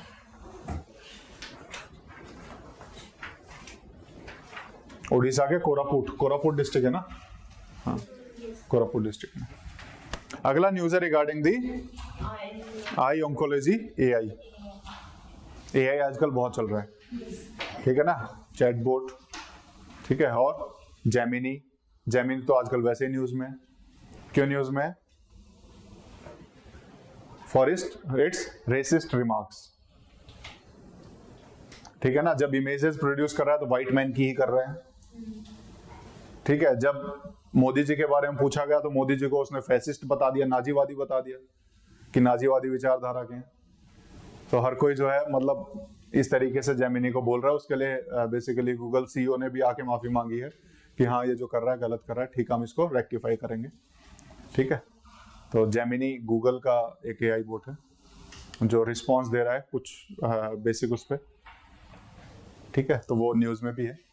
अभी हमें रिसेंटली जो पढ़ना है वो आई ऑन्कोलॉजी एआई पढ़ना है। ऑन्कोलॉजी क्या होती है? सबसे पहले oncology is the study of cancer, study of cancer. Oncologist जो होगा वो कैंसर को ट्रीटमेंट करने वाला डॉक्टर होता है। कैंसर क्या होता है? सेल्स होती है, हाँ जो डेड सेल्स होती है उनका खत्म हो जाती है। नहीं, unregulated growth of cells leads to cancer. जो एक नॉर्मल जो ग्रोथ होनी चाहिए ना, जब उससे कुछ ज्यादा बढ़ जाए तो वो कैंसर कहलाता है। तो वहां पर वो जमा होती रहती है, वो बढ़ती रहती है, वो कैंसर होता है, वो कैंसर होता है, ठीक है। क्या हो गया? आप लिख नहीं रहे, सिर्फ सुन रहे। सर घर पे जाके जब रीडिंग करें तो फिर हो जाता है कि अपने आप को मतलब तब लिखोगे, ठीक है, चलो ठीक है। तो उस कैंसर के ट्रीटमेंट के लिए एक एआई बनाया आई ऑन्कोलॉजी, जिसमें एम्स, सीडेक और MeitY, ministry of electronics and information technology, CDAC Pune, ठीक है, और एम्स दिल्ली, ये तीन ऑर्गेनाइजेशन ने मिलकर काम किया और उन्होंने एक नया एआई बनाया आई ऑन्कोलॉजी। इससे आई ऑन्कोलॉजी एआई, इससे फायदा क्या होगा? कैंसर का ट्रीटमेंट बेटर हो सकेगा। कैसे हो सकेगा? क्योंकि कैंसर की अलग अलग पेशेंट्स की रिपोर्ट को वो एक साथ एक डेटा में रखेगा और जब भी कोई नया पेशेंट आएगा तो उसके हिसाब से देखेगा कि अच्छा ये दवाई इस सिमिलर कंडीशन में उसको मिली थी तो यहाँ ये काम किया था, यहाँ नहीं किया था। तो अलग अलग रिपोर्ट जब इसको दी जाएंगी उस रिपोर्ट के आधार पर ये अपना सजेशंस देगा। क्योंकि एक आदमी के लिए इतना सारा डेटा उसको चेक कर पाना पॉसिबल नहीं होता, तो उसके लिए हमने एक सपोर्ट सिस्टम बनाया आई ऑन्कोलॉजी, जो अलग अलग डेटा सेट्स को, अलग अलग रिपोर्ट्स को स्टडी करके कुछ रिकमेंडेशंस देगा। उस रिकमेंडेशंस के आधार पर डॉक्टर ट्रीट करेंगे। तो हो सकता है कि कैंसर ट्रीटमेंट को एक बेहतर डायरेक्शन मिल सके, तो उस चीज के लिए इसको किया गया है ताकि लार्ज डेटा सेट्स को रीड कर सके। तो कोलैबोरेशन हुआ, इसीलिए जब भी रिकमेंडेशन लिखते हैं तब हम लिखते हैं कोलैबोरेशन होना चाहिए between academia and the industries. तो एम्स मेडिकल फील्ड में काम कर रही है, सीडेक कंप्यूटर फील्ड में काम कर रही है, दोनों ने कोलैबोरेट करके आई ऑन्कोलॉजी एआई बना दिया। ठीक है, एम क्या है? To leverage AI to enhance the precision and efficacy of cancer treatment, ताकि कैंसर ट्रीटमेंट में एक एफिकेसी आ सके, प्रिसीजन आ सके, बिल्कुल सटीक तरीके से इलाज किया जा सके। ठीक है, तो बेसिकली ग्लोबल कैंसर ऑब्जर्वेटरी है जिसने बताया 19.3 मिलियन लोग हैं जो कैंसर केसेस हैं पूरे वर्ल्ड में, जिसमें से इंडिया अगर हम देखें तो वो चाइना और यूएस के बाद तीसरे नंबर पे है कैंसर पेशेंट्स में। और लैंसेट स्टडी क्या बोलती है? 2040 तक 57% इंक्रीज होने वाले हैं कैंसर केसेस के। और जब इतना इंक्रीज होगा तो हमें कुछ ना कुछ उसका ट्रीटमेंट के लिए साइड में कुछ करना पड़ेगा। तो उसी साइड एक अच्छा कदम है आई ऑन्कोलॉजी एआई। ठीक है, तो क्या करेगा? जो बहुत सारा डेटा है जो अभी तक हो चुके हैं, ट्रीट हो रहे हैं, ट्रीटमेंट चल रहा है, उन सब के डेटा को रीड करेगा और एक अच्छा जो बेटर जो है एक ट्रीटमेंट या सजेशंस अपनी तरफ से देगा। डॉक्टर्स को रिप्लेस नहीं करेगा, final decision will be of the doctor. Doctor सिर्फ मदद लेगा उसकी रिपोर्ट्स को रीड करने में। जैसे कोई रिपोर्ट आई है तो उस रिपोर्ट के आधार पर अपने सजेशंस देगा कि इस रिपोर्ट के आधार पर ये हमारा जो है रिजल्ट निकलता है। अलग अलग रिपोर्ट्स को मिक्स करके उससे टाइम बचेगा और एफिशिएंसी इंप्रूव होगी, प्रिसीजन आएगा। क्योंकि हो सकता है कि एक डॉक्टर ने तो 100 पेशेंट को ट्रीट किया हो, दूसरे ने अलग 100 को किया हो, ये उन सबको कंबाइन कर देगा, ये कंपाइल करके एक डाटा देगा। ठीक है, तो इसलिए जरूरी हो जाता है ऐसे। तो इसीलिए जहां पर भी सजेशंस हो तो टेक्नोलॉजी का कोलैबोरेशन जरूरी हो जाता है। CMS COP14, CMS क्या है? Convention on migratory species. Migratory species क्या होती है? जो स्पीसीज एक जगह से दूसरी जगह एक देश से दूसरे देश में जो मूव करती है उन स्पीसीज को हम माइग्रेटरी स्पीसीज कहते हैं। क्यों मूव करती हैं? क्लाइमेटिक कंडीशंस हो गई, अलग अलग रीजंस हैं, अपने मतलब हो सकता है एज के हिसाब से, लाइफस्टाइल के हिसाब से, कई रीजंस हो सकते हैं, जिसमें major reason is climatic conditions. जैसे साइबेरिया से जो क्रेन्स होती हैं वहां पर जैसे ही ठंड हो जाएगी, विंटर हो जाएगी, वो वहां से निकलेगी सिमिलर क्लाइमेटिक कंडीशन ढूंढने के लिए और साउथ की तरफ मूव करती है, इंडिया होते हुए साउथ जाती है। तो कन्वेंशन और माइग्रेटरी स्पीसीज जो कि 1979 में साइन किया गया था और जिसको फोर्स में लाया गया 1983 में, नेक्स्ट पेज पे, फोर्स में लाया गया 1983 में। ये उसी चीज की बात करता है कि एक देश से आए, इसका मतलब ये नहीं कि तुम कुछ भी करो, हम इंटरनेशनली कोलैबोरेट करेंगे और साथ मिलकर के इन स्पीसीज को भी बचाएंगे। यह कन्वेंशन ऑन माइग्रेटरी स्पीसीज। आज के टाइम पे अगर हम देखें 2022 में 133 पार्टीज इसकी हैं। ये दूसरा वर्ड इसके साथ जो है, ये इसकी डेफिनेशन है माइग्रेटरी स्पीसीज की, जो मूव करती हैं basically from one jurisdictional boundaries to another. ठीक है, सीओपी क्या होता है? अब हमने सीएमएस तो पढ़ लिया, सीओपी क्या होता है? Conference of parties. जैसे हमने अभी थोड़ी देर पहले पढ़ा कि सीएमएस में टोटल 133 पार्टीज हैं जिन्होंने सीएमएस को साइन किया हुआ, इस कन्वेंशन को साइन किया है। तो हर कुछ साल में ये पार्टी साथ बैठती है और फिर से जो भी प्रॉब्लम आई है उनके ऊपर डिस्कस करती है और कुछ नए सजेशंस देती है कि हमें इंप्रूवमेंट के लिए ये सारी चीजें करनी चाहिए। ठीक है, तो ये हुई है conference of parties to convention on migratory species. तो ये है COP 14। कौन सी है? तो कंफ्यूज मत करना, अभी थोड़ी देर पहले COP 28 पढ़ रहे थे, 14 कैसे आ गई अभी? वो COP 28 है UNFCCC की, United Nations framework convention on climate change. वो जो कॉन्फ्रेंस ऑफ पार्टीज है वो क्लाइमेट चेंज के ऊपर है, ये है माइग्रेटरी स्पीसीज के ऊपर। हर 3 साल में एक बार ये होती है, हर 3 साल में एक बार होती है COP on migratory species. Basically हुआ क्या है इसमें? बेसिकली कुछ और स्पीसीज को इसमें इंक्लूड किया गया है कि हम इसको भी प्रोटेक्शन देंगे। ये बेसिकली 2 अपेंडिक्स इसमें बनते हैं। बेसिकली CMS में 2 अपेंडिक्स हैं। पहला है थ्रेटेंड माइग्रेटरी स्पीसीज और दूसरा migratory species requiring international cooperation.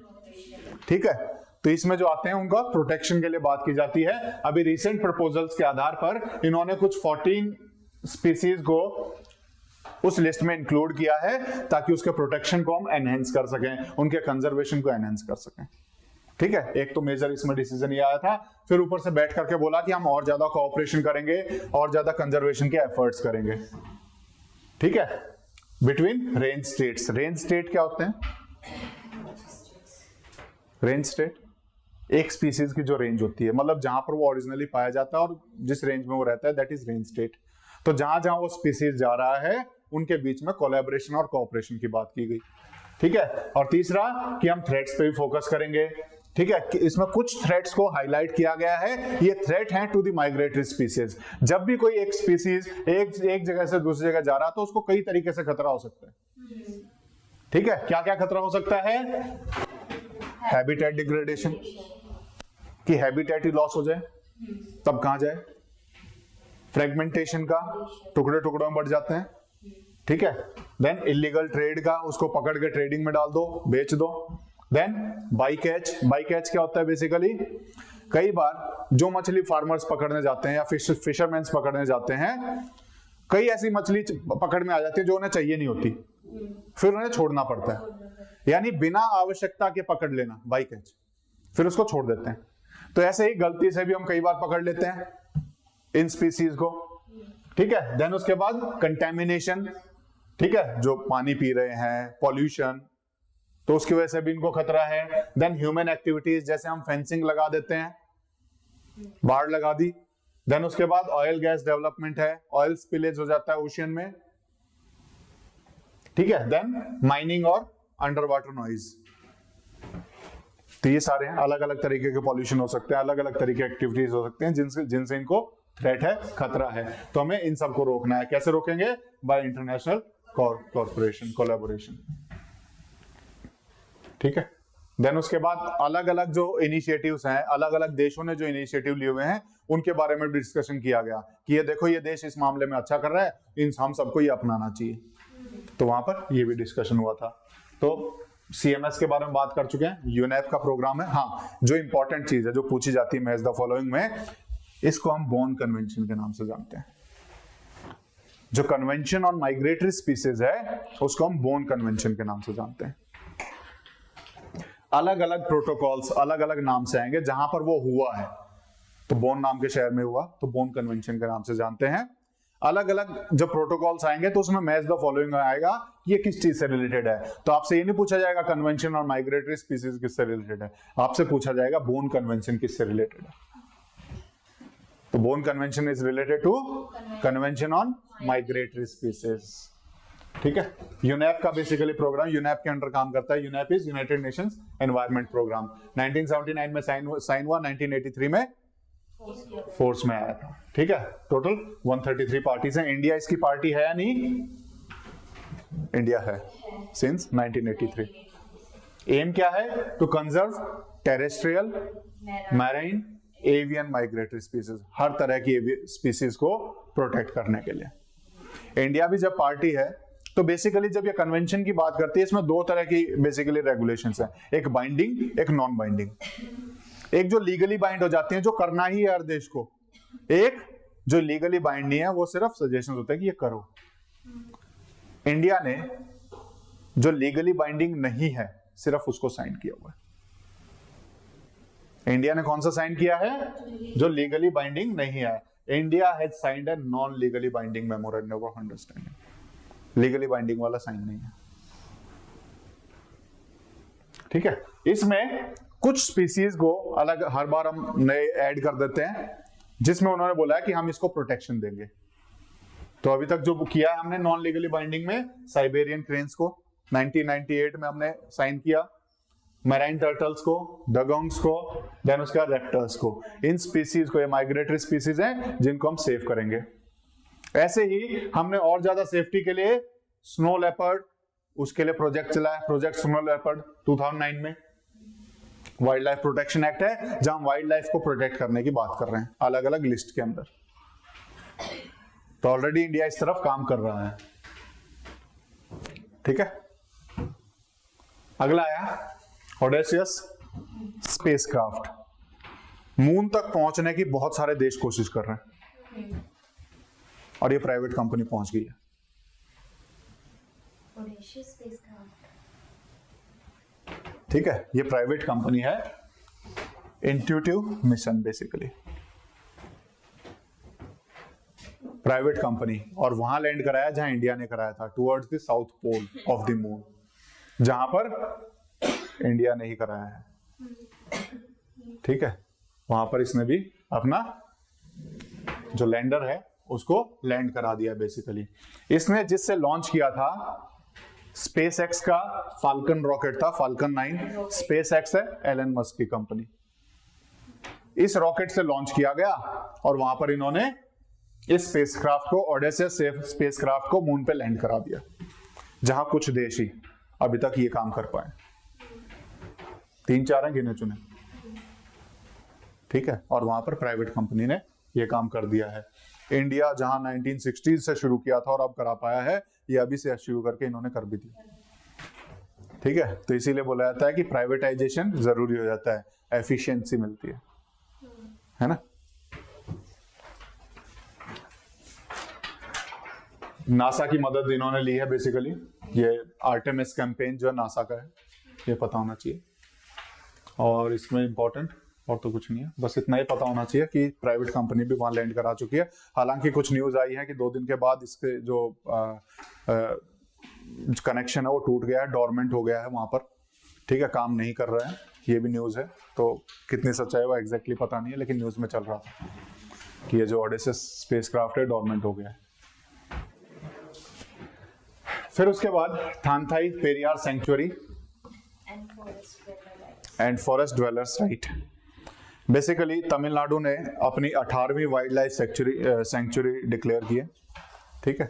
Tamil Nadu की 18th वाइल्ड लाइफ सेंचुरी है थानथाई पेरियार सेंचुरी। इसमें इशू है कुछ।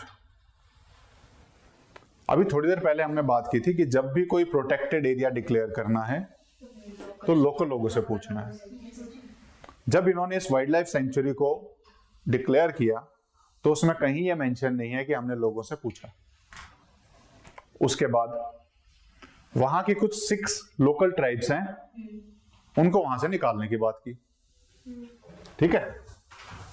कहां गया ये रहा, 6 लोकल ट्राइब्स को इससे अलग करने की बात की, ठीक है। और उसके बाद कंसेंट जो ग्राम सभा का होना चाहिए वो नहीं है। ये जो चीजें हैं ये कहां लिखी है कि करना है, तो उसके लिए हमें पढ़ना पड़ेगा forest right act. Forest right act 2006 आने का बहुत बड़ा पर्पस था। जब फॉरेस्ट राइट्स पढ़ेंगे तो हम पढ़ेंगे ब्रिटिशर से। जब ब्रिटिशर्स आए थे तो वो फॉरेस्ट एक्ट क्यों लेके आए थे? वो इसलिए लाए थे ताकि फॉरेस्ट से रिसोर्सेज को वो निकाल सके, फॉरेस्ट से वुड मिल सके, कंट्रोल कर सकें ट्राइबल्स को। जब इंडिया आजाद हुआ तो इंडिया ने भी सोचा कि फॉरेस्ट को बचाने का सबसे बढ़िया तरीका है कि हम फॉरेस्ट को कंट्रोल में रखें, अपने कंट्रोल में रखें। और जितने फॉरेस्ट के रिलेटेड एक्ट आए उन्होंने फॉरेस्ट को कंट्रोल करने की बात कही, रेगुलेट करने की बात कही। लेकिन धीरे धीरे समझ में आया कि फॉरेस्ट का कंजर्वेशन फॉरेस्ट में रहने वाली पॉपुलेशन के बिना संभव नहीं है, और इसीलिए हमें वहां रहने वाली पॉपुलेशन को उनके राइट्स देने पड़ेंगे और उनको बोलना पड़ेगा कि हाँ तुम ही संभालो इसको, तुम ज्यादा अच्छे से कंजर्व कर सकते हो। और इस चीज को रिकॉग्नाइज करने के लिए हम पहली बार उनको उनके राइट्स देने के लिए, जिसको हम फॉरेस्ट ड्वेलर्स राइट कहते हैं, हम एक्ट लेके आए फॉरेस्ट राइट एक्ट 2006, जहां पर बोला गया कि आपको कोई भी प्रोटेक्टेड एरिया डिक्लेयर करना है तो you have to consult the gram sabha of that reason. और यहां पर जो लोग रह रहे हैं उनको वहां पर लैंड का अधिकार है। फॉरेस्ट ड्वेलर्स, फॉरेस्ट में रहने वाले लोगों का वहां की लैंड पर उनका अधिकार है।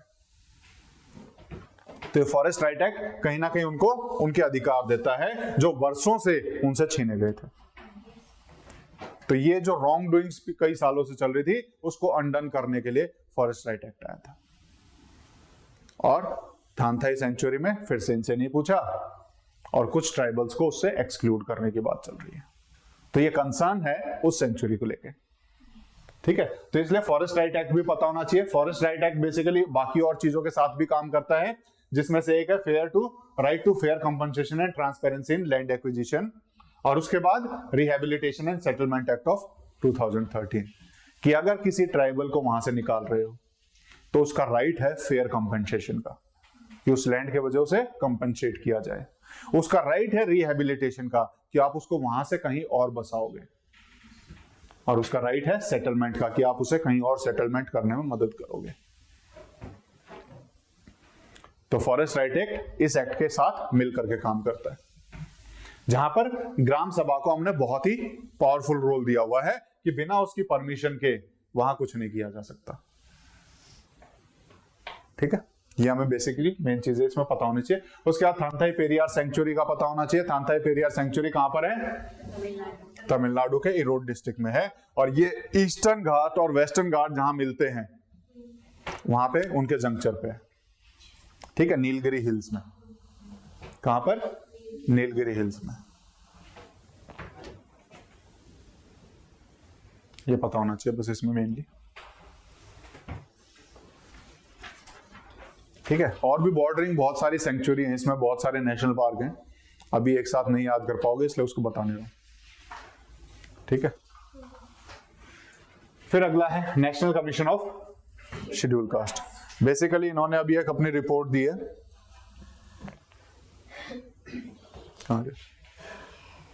Annual report. ठीक है, प्रेसिडेंट को देनी होती है, क्योंकि national commission of schedule caste जब आया था तो उसके जो फंक्शंस हैं, उन फंक्शंस में से एक फंक्शन है कि एनुअली इस कमीशन को अपनी रिपोर्ट प्रेसिडेंट को सौंपनी होगी, या फिर उस टाइम पे जब प्रेसिडेंट चाहे या अपनी मर्जी से कभी वो देना चाहे तो एनुअली तो देनी ही है। तो एक एनुअल रिपोर्ट आई है, तो जब एनुअल रिपोर्ट आई है तो हमें वैसे तो सबकी आती है, लेकिन इसकी आई है तो हम थोड़ा सा इसके बारे में पढ़ लेते हैं कि national commission for schedule cast कब बना था। ठीक है, और किस आर्टिकल के तहत लिखा गया है। सबसे पहले जब शुरुआत में हमारा कॉन्स्टिट्यूशन बना था तो हमने आर्टिकल 338 लिखा था, जिसमें एक स्पेशल ऑफिसर की बात की गई थी कि हम शेड्यूल कास्ट के लिए एक स्पेशल ऑफिसर रखेंगे जो बेसिकली सेफगार्ड्स की बात करेगा। ठीक है, लेकिन बाद में जरूरत हुई कि नहीं, इससे काम नहीं चलेगा, हमें एक कॉन्स्टिट्यूशनल बॉडी बनानी पड़ेगी। तो हमने 65th कॉन्स्टिट्यूशनल अमेंडमेंट एक्ट किया और यहां से जो बॉडी बनाई, जो सिंगल मेंबर बॉडी होता था, यानी एक स्पेशल ऑफिसर होता था बस, उसकी जगह पे हमने मल्टी मेंबर बॉडी बना दी, national commission for schedule caste and schedule tribes. 65th amendment से क्या बनाया, NCSC and NCST, NCSC and ST. ठीक है, लेकिन बाद में बोला कि दोनों को अलग अलग करने की जरूरत है, तो हमने 89th कॉन्स्टिट्यूशनल अमेंडमेंट एक्ट किया 2003 में, इन दोनों बॉडीज को अलग कर दिया। और अब हमारे पास आर्टिकल 338 में national commission for schedule cast है और 338A में national commission for schedule tribes है। इनमें कंपोजिशन क्या होता है, एक चेयरपर्सन होगा और एक वाइस चेयरपर्सन और 3 एडिशनल मेंबर। एक चेयरपर्सन, वाइस चेयरपर्सन और 3 एडिशनल मेंबर, और ये अपॉइंट किसके द्वारा किए जाते हैं, by the president of India. इनका टेन्योर, सर्विस कंडीशंस, वो सब भी प्रेसिडेंट के द्वारा डिसाइड किए जाते हैं। फंक्शंस क्या होते हैं, सिंपल फंक्शंस हैं, सभी नेशनल कमीशन जितने पढ़ोगे सबके कॉमन फंक्शंस हैं। क्या क्या हैं, सबसे पहले investigate and monitor all matters related to जिसका भी है। देन उसके बाद inquire into specific complaint concerning schedule caste, जो भी होगा, अगर ओबीसी होगा तो ओबीसी आ जाएगा, एसटी होगा तो एसटी होगा तो एसटी आ जाएगा, जो भी होगा। Participate and advise planning process of socio economic development of SC. ठीक है, बहुत कॉमन से मिलेंगे। Participate inquire into specific complaint हो गया, to present the president annually report and at such other times it may deem fit, annually या फिर जब भी उसको लगा कि एक रिपोर्ट की जरूरत है वो दे सकता है। देन उसके बाद to make recommendation as to measures that should be taken by union state for the effective implementation of those safeguards. ठीक है, और लास्ट टिल 2018 इसको बेसिकली एक अलग से फंक्शन दिया गया था कि आपको ओबीसीज के सेफगार्ड के लिए भी, ओबीसीज के लिए भी आपको काम करना है। किसको दिया गया था, एनसीएफसी को। ये क्वेश्चन पूछा जा चुका ऑलरेडी कि ओबीसीज का किसको दिया गया था चार्ज, एनसीएससी के पास था, और हमने उसको 102nd अमेंडमेंट एक्ट के द्वारा एक नई बॉडी बना दी, national commission for backward classes. ठीक है, तो बेसिकली ये कुछ फंक्शंस हैं और ये कॉमन फंक्शंस हैं, आप इनको रट लोगे तो अच्छा रहेगा। जब भी वो आए तो आप फंक्शंस में वो लिख सकते हो, 5 पॉइंट आपके पास तैयार मिलेंगे। चाहे आप एनसीएससी ले लो, चाहे एनसीएसटी ले लो, चाहे एनसीबीसी ले लो, या नेशनल कमीशन फॉर वुमेन ले लो, national commission for women and child rights ले लो, कुछ भी ले लो, सब में सेम मिलेंगे आपको, ऑलमोस्ट सेम। फिर एक कहा था प्रीमैच्योर डी इंडस्ट्रियलाइजेशन, इसके ऊपर एक बेसिकली न्यूज थी कि प्रीमैच्योर डी इंडस्ट्रियलाइजेशन की तरफ इंडिया चल रहा है। इंडिया की इकोनॉमी में है ना एक अजीब सी बात हुई। जनरली इकोनॉमी में क्या होता है, 3 सेक्टर्स मानते हैं हम, primary, secondary and tertiary sector. ठीक है, या फिर हम एग्रीकल्चर, मैन्युफैक्चरिंग, सर्विसेज सेक्टर भी बोल देंगे।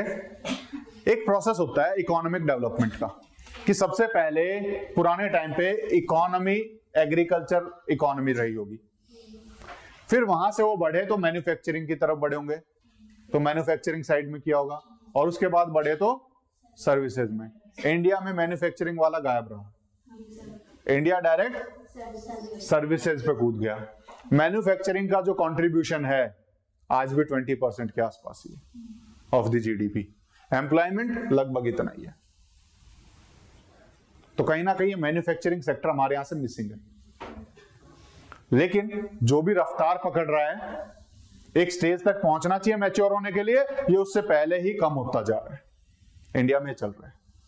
तो इसी को हमने बोला प्री मैच्योर डी इंडस्ट्रियलाइजेशन, कि मैच्योरिटी से पहले ही जो इंडस्ट्रियलाइजेशन का प्रोसेस है वो स्लो होता जा रहा है। This is premature deindustrialization. तो ये बेसिकली इसके ऊपर कुछ स्टेटस है। बेसिकली 20% के आसपास ही इसका कंट्रीब्यूशन रहता है, ठीक है। लेकिन 2003 से 8 तक खूब तेजी से बढ़ा था इंडस्ट्री सेक्टर, मैन्युफैक्चरिंग सेक्टर, जिसको हम ड्रीम रन के नाम से बोलते हैं, ठीक है।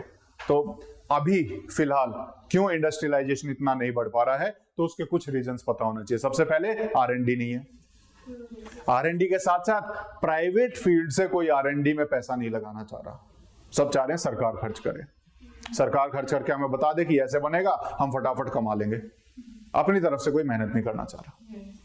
जबकि वेस्टर्न कंट्रीज में क्या चल रहा है, majority of the funds for the R&D comes from private sector, लेकिन इंडिया में गवर्नमेंट सेक्टर है। 60 to 70% फंडिंग गवर्नमेंट देती है for research and development. Then उसके बाद करप्शन और रेड टेपिज्म, ब्यूरोक्रेट्स लाइसेंस ही नहीं देते, इस खिड़की पे जाओ, उस खिड़की पे जाओ, टेबल के नीचे से कुछ चाहिए, है ना। तो करप्शन है, रेड टेपिज्म है, जिसकी वजह से इसका ग्रो नहीं हो पाता। एक खर्चा अलग से रखना पड़ता है कि हमें फाइल क्लियर करवानी है, तो ये खर्चा भी देना पड़ेगा, है ना। तो किसी इंडस्ट्री का बजट ही कम है पहले से, और ऊपर से ये खर्चे और जुड़ जाते हैं। देन उसके बाद इनफॉर्मल इकोनॉमी डोमिनेंस, बेसिकली इसके साथ साथ बहुत सारी ऐसी इंडस्ट्रीज जो रजिस्टर्ड नहीं है, बहुत सारे ऐसे धंधे जो रजिस्टर्ड नहीं है वो चल रहे हैं साथ में, उनको ना तो टैक्स देना, ना कहीं से लाइसेंस लेना, तो डोमिनेंस उनका, तो उनके खर्चे कम है, तो इस हिसाब से उनकी चीजें भी सस्ती हैं। उनके चलते हमारी जो नॉर्मल इंडस्ट्रियलाइजेशन है वो हो ही नहीं पाएगी, क्योंकि यहां महंगा पड़ेगा, तो लोगों को आसान रास्ता दिखाई देता है, ऐसे कर लेते हैं, है ना। तो इनफॉर्मल इकोनॉमी का डोमिनेंस है। देन उसके बाद स्किल मिसमैच है, जो स्किल्स चाहिए हमें इंडस्ट्रियलाइजेशन के लिए, यहाँ के लोगों के पास वो स्किल्स नहीं है, वो स्किल सेट नहीं है, लोगों को इंडस्ट्री के लिए तैयार ही नहीं किया जा रहा। वहां पर अगर हम देखें skill India report, 5% of the Indian population is formally skilled compare to 68% of the UK, ठीक है। तो स्किल मिसमैच बहुत ज्यादा है। तो मिलेगा कहां से, वर्किंग करने के लिए चाहिए ना पॉपुलेशन, विद स्किल चाहिए, तो स्किल सेट नहीं है लोगों के पास। उसके बाद supply chain vulnerabilities and resilience, basically supply chain भी बड़ी खराब है। सप्लाई चेन में बहुत सारी चीजें होती हैं। सप्लाई चेन में कि बैक एंड से जो रॉ मटेरियल आना है, फ्रंट एंड पे जो एक्सपोर्ट करना है, तो ये पूरा एक चेन बनता है, इसको हम सप्लाई चेन बोलते हैं। इसमें बहुत सारी दिक्कतें हैं, बैक एंड पे प्रॉब्लम है, फ्रंट एंड में प्रॉब्लम है, लॉजिस्टिक्स के इशू हैं, इतना फ्रीक्वेंट लॉजिस्टिक्स नहीं मिल पाता है, हर नाके पे पुलिस खड़ी होती है, ठीक है। तो लॉजिस्टिक्स के इशू हैं, रोड इतने अच्छे नहीं है, हमारा रेलवे का नेटवर्क उस इंडस्ट्रीज तक नहीं पहुंच पाता है। फिर उसके बाद इंफ्रास्ट्रक्चरल इश्यूज हैं, एडिक्वेट इलेक्ट्रिसिटी नहीं है, एडिक्वेट वाटर सप्लाई नहीं है, रॉ मटेरियल की अवेलेबिलिटी नहीं है, ठीक है। तो बहुत सारे इश्यूज हैं जिसकी वजह से हमारा इंडस्ट्रियलाइजेशन का जो प्रोसेस है वो जूझ रहा है, ठीक है। और स्किल्स तो उसमें सबसे बड़ा इशू है, और कैपिटल भी आप डाल सकते हो कि कैपिटल की कमी है, फंडिंग की कमी है। फिर उसके बाद रिजर्वेशन हमने पढ़ा था, 10% रिजर्वेशन मराठा कम्युनिटी को दिया गया महाराष्ट्र में, ठीक है। जो ब्रीच करता है 50% रूलिंग को, जो इंदिरा साहनी केस में आई थी। इंदिरा साहनी केस में जब 50% की रूलिंग दी गई थी, तो उन्होंने पूरा सेंटेंस लिखा था, 50% shall be the rule only in certain exceptional and extraordinary situations for bringing far-flung and remote areas population into mainstream, said 50% rule can be relaxed. उन पॉपुलेशन को जो हमारी मेन स्ट्रीम में आ ही नहीं पाई है, लोगों के साथ घुल मिल नहीं पाए हैं, उनको आप अलग से रिलैक्सेशन दे सकते हो, उसमें 50% को आप क्रॉस कर सकते हो इन एक्सेप्शनल केसेस। तो महाराष्ट्र ने क्या किया, एक कमेटी बैठाई अंडर जस्टिस सुनील बी सुकरे, और इस कमेटी ने बोला कि यहां पर एक्सेप्शनल सिचुएशंस हैं जिसकी वजह से देनी पड़ेगी। क्यों?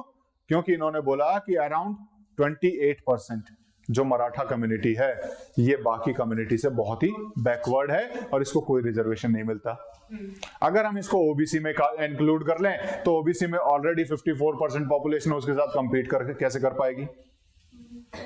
तो इसीलिए इसको अलग से इन्होंने रिजर्वेशन देने के लिए रिकमेंड किया और मराठा कम्युनिटी को 10% रिजर्वेशन दिया है। ये रिजर्वेशन देने के लिए या फिर सोशली एजुकेशनली बैकवर्ड क्लास बताने के लिए अथॉरिटी किसके पास है? प्रेसिडेंट के पास। अंडर आर्टिकल 342 प्रेसिडेंट एक लिस्ट बनवाता है गवर्नर से डिस्कस करके, वो बताएगा कि कौन सोशली एजुकेशनली बैकवर्ड है कौन नहीं है। उसके बाद उस लिस्ट में कोई भी अमेंडमेंट हो that can be done by parliament. उसके बाद उस लिस्ट में कोई भी अमेंडमेंट हो that can be done by parliament. लेकिन ऐसी 342 में सब क्लॉज 3 जब हम पढ़ेंगे 342A सब क्लॉज 3 उसमें बोला गया है कि स्टेट चाहे तो अपनी एक अलग लिस्ट बना सकता है of socially and educationally backward classes. State or UT can prepare and maintain a list of socially and educationally backward classes. These lists can be different from the central list. और उसी आधार पर इन्होंने अपनी एक list बनाई हुई है और उसमें मराठा कम्युनिटी को इन्होंने 10% रिजर्वेशन दे दिया। बोला कि इनकी सिचुएशन जो है बहुत ज्यादा खराब है तो इसलिए इनको दिए जाने की जरूरत है। कमीशन रिपोर्ट ने क्या बोला? Exceptional circumstances and extraordinary situations justifying reservation for Maratha community above 50% ceiling set by Supreme Court in Indrasani judgment। और दे दिया, ठीक है। उससे अगला है आर्टिकल 142। आर्टिकल 142 के बारे में 2-3 बार डिस्कशन हो चुका है। सुप्रीम कोर्ट अपनी रूलिंग दे सकता है for doing the complete justice, ये अथॉरिटी मिलती है अंडर आर्टिकल 142, ठीक है। और ये अप्लाई हुआ अभी रिसेंटली जब चंडीगढ़ में मेयर के इलेक्शंस हुए। चंडीगढ़ के मेयर के इलेक्शंस हुए, जो प्रेसिडेंट था इलेक्शन का वहां पर, उसने क्या किया, 8 वोट्स को 8 वोट थे, उनको बोला कि नहीं ये ठीक नहीं है, उनको काट के अलग रख दिया और जिसको जीतना चाहिए था उसकी बजाय दूसरे को जिता दिया। उसको जीतना चाहिए था उसकी बजाय किसको जिता दिया? दूसरे को, बीजेपी के पार्टी को जिता दिया, ठीक है।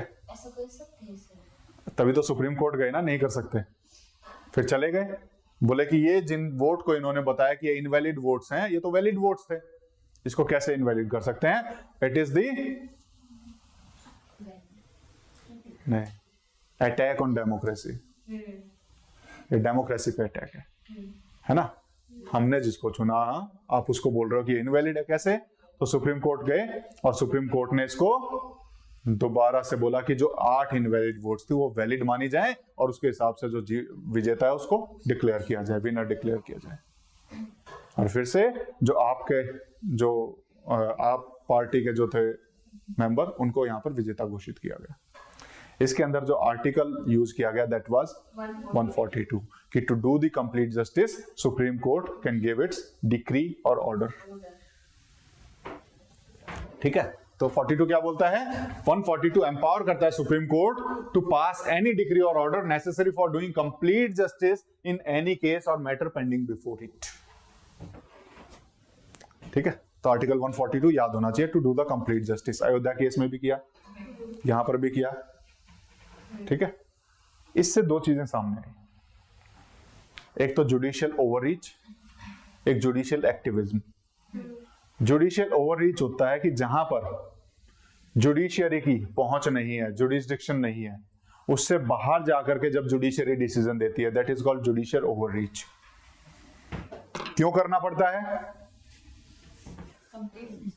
क्योंकि वो जुडिस्डिक्शन किसी और का है। वहां लेजिस्लेचर को काम करना चाहिए, वहां एग्जीक्यूटिव को काम करना चाहिए, लेकिन वो अपना काम ढंग से नहीं कर रहे हैं तो जुडिशरी को बीच में आना पड़ता है, और जुडिशरी बीच में आकर के उनका काम करती है। क्यों? क्योंकि जुडिशरी के पास ये अथॉरिटी है to do the complete justice, it can pass any order and any decree. इसीलिए वो काम किसी और का था लेकिन किया जुडिशरी ने। ठीक है, तो ये ओवर रीच होता है, तो इसका क्रिटिसिज्म भी है और इसके फायदे भी हैं, वो हम पढ़ेंगे जब हम जुडिशरी पढ़ रहे होंगे।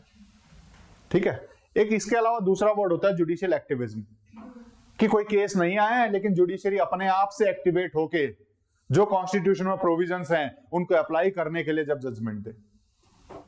केस नहीं आया लेकिन किसी जजेस ने देखा अच्छा खराब हो रहा है तो जुडिशरी उसके लिए जजमेंट पास कर सकती है, क्योंकि वो जुडिशरी का काम है, लेकिन केस कोई लेके नहीं आ रहा है तो भी वो करे बिना केस आए, तो दैट इज जुडिशियल एक्टिविज्म। तो एक्टिविज्म और ओवररीच दोनों चीजें हैं, तो ओवररीच की पावर हमें 142 से मिल जाएंगी, इसके साथ 32 भी है, बहुत सारे पढ़ेंगे हम। ठीक है, तो हमें पता होना चाहिए। तो judicial overreach where powers are reserved for exceptional cases where existing laws are inadequate, जहां पर लॉज होने चाहिए थे लेजिस्लेचर ने नहीं बनाए, इनएडिक्वेसी है, तो जुडिशरी वहां पर ऑर्डर देके उस लॉ का जगह को फिल कर सकता है। अगला था ईवीएम का। बेसिकली ईवीएम के बारे में फिर से चर्चाएं शुरू हो गई न्यूज में कि ईवीएम तो हैक हो जाते हैं, ईवीएम को बदलो, ये करो वो करो। तो ईवीएम के बारे में थोड़ा बहुत पढ़ना हमें जरूरी हो जाता है। जब हम पॉलिटिकल उसमें पढ़ेंगे तो वहां पर हम इलेक्शंस को भी पढ़ते हैं, और इलेक्शंस में क्या क्या आज तक इंप्रूवमेंट हुए हैं वो भी पढ़ते हैं। उन इंप्रूवमेंट में से एक इंप्रूवमेंट है ईवीएम्स। ईवीएम्स, ठीक है, ईवीएम मतलब इलेक्ट्रॉनिक वोटिंग मशीन्स।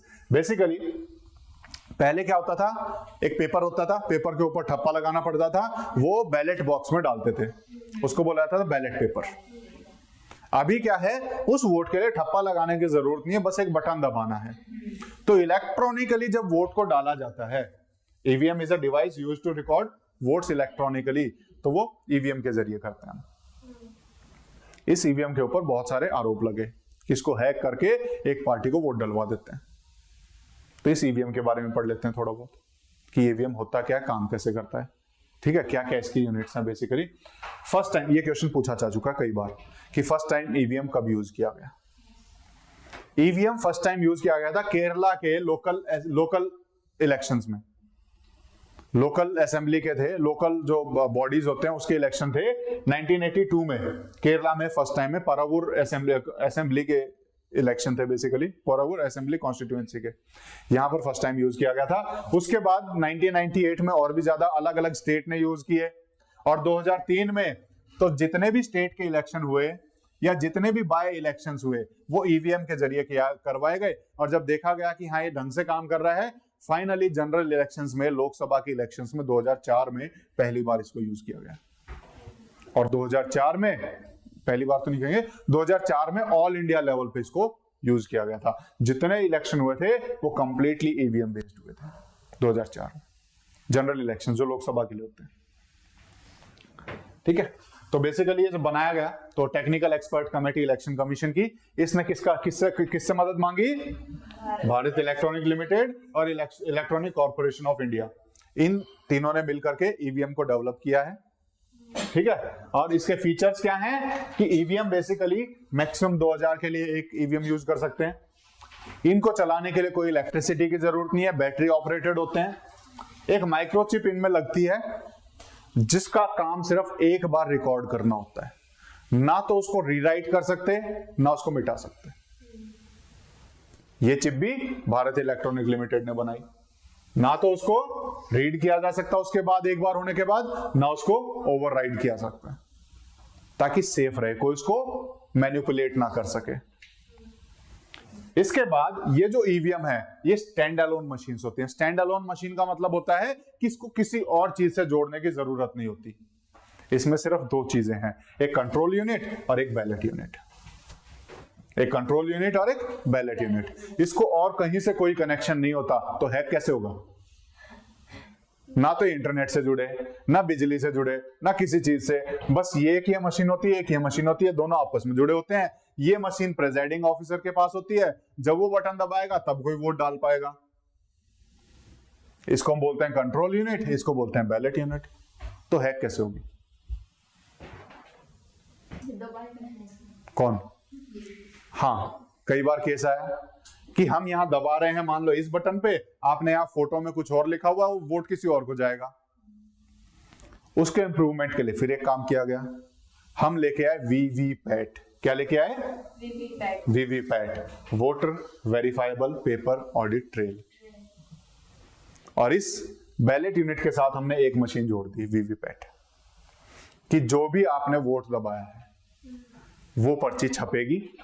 वो पर्ची यहां पर 7 से 8 सेकंड के लिए इस स्क्रीन पे रहेगी। आप देखो जो आपने वोट दबाया है वही दबाया है या नहीं दबाया, नहीं तो रिपोर्ट करो। और वो पर्ची आपको नहीं मिलेगी, वहीं के वहीं बैलेट बॉक्स में गिर जाएगी, ताकि जब भी कोई दिक्कत हो तो आप देख लो आपकी पर्ची ये थी, उस पर सीरियल नंबर भी होता है, ये देखो इस सीरियल नंबर पे आपने डाला था, देखो ये रही आपकी पर्ची। तो उसके साथ एक वीवीपैट भी जोड़ दिया, जहां पर एक पर्ची छपेगी जिसमें आपने किसको वोट डाला है, सीरियल नंबर क्या है, किस पार्टी को गया है, बात खत्म। और वो पर्ची 6-7 सेकंड के आसपास तक इस पे दिखाई देगी, और उसके बाद कट के वहीं पे बैलेट पेपर में वो लॉक्ड होता है, उसमें डल जाएगी, जिसको मैनिपुलेट नहीं कर सकते। तो जिसको वेरीफाई करना है ऐसे कर लो।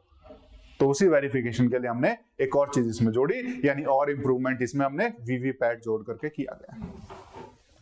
ठीक है, तो ये ईवीएम होता है बेसिकली। बेनिफिट क्या है ईवीएम यूज करने के? एक्यूरेसी, मशीन ने काउंट करना है। आदमी में तो पता चला 2 वोट चिपक के एक साथ गए तो कम काउंट हो गया, या तो मशीन ने काउंट करना है, एक्यूरेसी आएगी, एफिशिएंसी बढ़ेगी। मशीन तो एक बार बटन दबाया, जितने भी वोट डले हैं फटाक से रिजल्ट दे देगी, नहीं तो वो 2000 वोट काउंट करने के लिए कितना टाइम लगेगा, ये तो फटाक से रिजल्ट दे देगी। तो एफिशिएंसी बढ़ती है, फास्टर और एफिशिएंट होते हैं। ट्रांसपेरेंसी बढ़ती है, क्योंकि वीवीपैट अब लोगों को दिखेगा कि हाँ हमने इसको वोट डाला, इसी को गया, किसी और को तो नहीं गया। और कॉस्ट इफेक्टिवनेस है, पेपर नहीं चाहिए, प्रिंटिंग नहीं चाहिए, ट्रांसपोर्टेशन, स्टोरेज, इन सब की दिक्कत खत्म। नहीं तो इतने सारे पेपर रोल लाने पड़ते थे, बैलेट पेपर के लिए क्या क्या नहीं लगता था, तो वो सब दिक्कतें खत्म हो गई। लेकिन कंसर्न्स हैं, अभी भी ट्रांसपेरेंसी पे लोग शक करते हैं, ठीक है, कि इसकी जो इनर वर्किंग है वो ट्रांसपेरेंट नहीं है। क्या पता चिप में कुछ और है कि वहां पे चलो ठीक है दिखा दिया, लेकिन पीछे से क्या कर रहे हैं, कैसे उसको दबा रहे हैं बटन, पता नहीं है ना। तो ट्रांसपेरेंसी पे अभी भी शक करते हैं कई पॉलिटिकल पार्टीज कि ट्रांसपेरेंट नहीं है। जो भी अपोजिशन में वो करेगा ही, ठीक है। देन रिलायबिलिटी पे, कि टेक्निकल चीज है, कभी भी माल फंक्शन हो सकती है, तो कैसे इसके ऊपर रिलाई करें। फिर ट्रस्ट इश्यूज है, पॉलिटिकल पार्टी नहीं ट्रस्ट करती, ठीक है, तो ये कुछ इश्यूज भी हैं इसके। तो ये बेसिकली था, जैसे ईवीएम का पढ़ा तो वीवीपैट का ही पढ़ लेते हैं। वीवीपैट फर्स्ट टाइम यूज किया गया था नागालैंड में, नोक्सन असेंबली कॉन्स्टिट्यूएंसी में 2013 में, और 2019 के लोकसभा इलेक्शंस में ऑल ओवर इंडिया इसको यूज किया गया था। ये आया कब था? 2013 में सुब्रमण्यम स्वामी का केस था बेसिकली। उसमें सुप्रीम कोर्ट ने बोला कि हाँ एक वीवीपैट होना चाहिए जिससे वोटर ही वेरीफाई कर सकें कि उनका वोट सही जगह गया है। तो इस ट्रस्ट इशू को कम करने के लिए 2013 में सुब्रमण्यम स्वामी केस में वीवीपैट के लिए रिकमेंड किया था, और उसके बाद 2019 में लोकसभा इलेक्शंस में इसको किया गया था। फर्स्ट टाइम नागालैंड में हुआ था, ठीक है। अगला है FRP for sugarcane, fair and remunerative price for sugarcane. अभी हमने एमएसपी पढ़ा था पिछली बार। एमएसपी कौन देता है? सीएसईपी। सीएसईपी कितने क्रॉप्स के लिए देती है?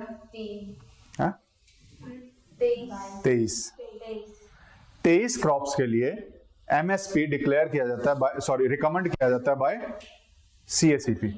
लेकिन सीसीईए सिर्फ 22 क्रॉप के लिए एमएसपी डिक्लेयर करती है। सीएसईपी ने कितने के लिए किया था? 23 के लिए। सीसीईए ने 22 के लिए। एक कहां गया?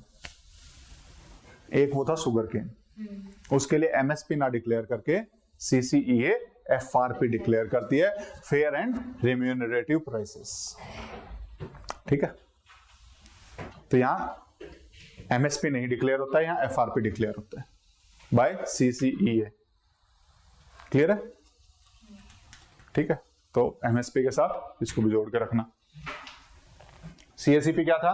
Commission on commission for agriculture cost and prices, और सीसी है cabinet committee on economic affairs. ठीक है। नेक्स्ट है न्यूट्रिशनल सिक्योरिटी। इंडिया में बेसिकली डाइटरी प्रेफरेंस बहुत चेंज हुए हैं, लोगों के डाइट्स में बहुत चेंज आया है। अभी कैलोरी तक नहीं रुक गए हैं, लोग न्यूट्रिशंस की बात करने लग गए हैं कि कैलोरी इनटेक तो ठीक है पुराना था, लेकिन आज के टाइम पे न्यूट्रिशंस की बात करें, न्यूट्रिशंस भी होने चाहिए, सिर्फ कैलोरी से काम नहीं चलेगा। तो डाइटरी प्रेफरेंसेस चेंज हुए हैं, उसकी वजह से हॉर्टिकल्चर को बहुत ज्यादा इंपॉर्टेंस मिली है। हॉर्टिकल्चर होता क्या है? हॉर्टिकल्चर जहां पर food, medicinal purpose, aesthetic gratification के लिए हम फ्लावर्स, वेजिटेबल्स, ये सारी चीजें जो उगाते हैं उसको हम हॉर्टिकल्चर कहते हैं। ठीक है, तो horticulture is the branch of agriculture concerned with intensively cultured plant directly used by human for food, medicine and aesthetics. Aesthetic क्या होता है? अच्छे दिखने के लिए, घरों में रखते हैं सजाने के लिए, उस पर्पज के लिए। ठीक है, मेडिसिन पर्पज के लिए हो गए, फूड पर्पज के लिए हो गए, और एस्थेटिक पर्पज के लिए जो प्लांट्स उगाए जाते हैं, दैट कम्स अंडर हॉर्टिकल्चर। इसके अंदर वेजिटेबल आ गए, फ्रूट आ गए, फ्लावर आ गए, हर्ब्स आ गई, ऑर्नामेंटल एंड एक्सोटिक प्लांट्स आ गए, ये सारी चीजें इसके अंदर आ जाते हैं। Basically LH. बेले को फादर ऑफ अमेरिकन हॉर्टिकल्चर माना जाता है, और एम.एच. मैरीगोडा को फादर ऑफ इंडियन हॉर्टिकल्चर माना जाता है। इसके अंदर और भी बहुत सारी ब्रांचेस हैं, जैसे पोमोलॉजी होता है। पोमोलॉजी क्या हो जाता है? जो फ्रूट्स और उसके कल्टीवेशन से रिलेटेड हो। ओलेरिकल्चर किससे रिलेटेड हो जाता है? वेजिटेबल के, यानी नॉन वुडी जो प्लांट्स होते हैं जिनमें वुड ना हो, और वुड वाले जो होते हैं उनको बोलते हैं आर्बोरिकल्चर। वुड वाले जो प्लांट्स होते हैं उन्हें बोलते हैं आर्बोरिकल्चर, उनके जो बेसिकली उनसे रिलेटेड होते हैं। और एक होती है ऑर्नामेंटल हॉर्टिकल्चर, जो ऑर्नामेंट्स के लिए, सजाने के लिए जो प्लांट्स वगैरह होते हैं उन सब। ठीक है, तो ये कुछ इसके क्लासिफिकेशन है। इस हॉर्टिकल्चर सेक्टर को जब हम इंडिया में पढ़ें तो इंडिया क्या है? सेकंड लार्जेस्ट प्रोड्यूसर है फ्रूट्स एंड वेजिटेबल्स का। और इंडिया में जो एग्रीकल्चर का जो प्रोडक्शन है, उस एग्रीकल्चर प्रोडक्शन में 33% हिस्सा हॉर्टिकल्चर का होता है। और अभी रिसेंटली अगर हम देखें, जितना फूड का प्रोडक्शन हो रहा है, हमने उससे ज्यादा हॉर्टिकल्चर में प्रोडक्शन किया है। फूड से ज्यादा हॉर्टिकल्चर में हम चले गए हैं, फूड ग्रेन से ज्यादा। ठीक है, और प्रोडक्टिविटी अगर हम देखें तो फूड ग्रेन से ज्यादा हॉर्टिकल्चर में होती है। जहां पर फूड ग्रेन्स 1 हेक्टेयर में 2 टन के आसपास ही उगा पाते हैं, वहीं पर हॉर्टिकल्चर में 1 हेक्टेयर में लगभग 12.5 टन हम उगा पाते हैं। तो यहां पर एफिशिएंसी भी ज्यादा है। ठीक है, प्रोडक्टिविटी भी ज्यादा है।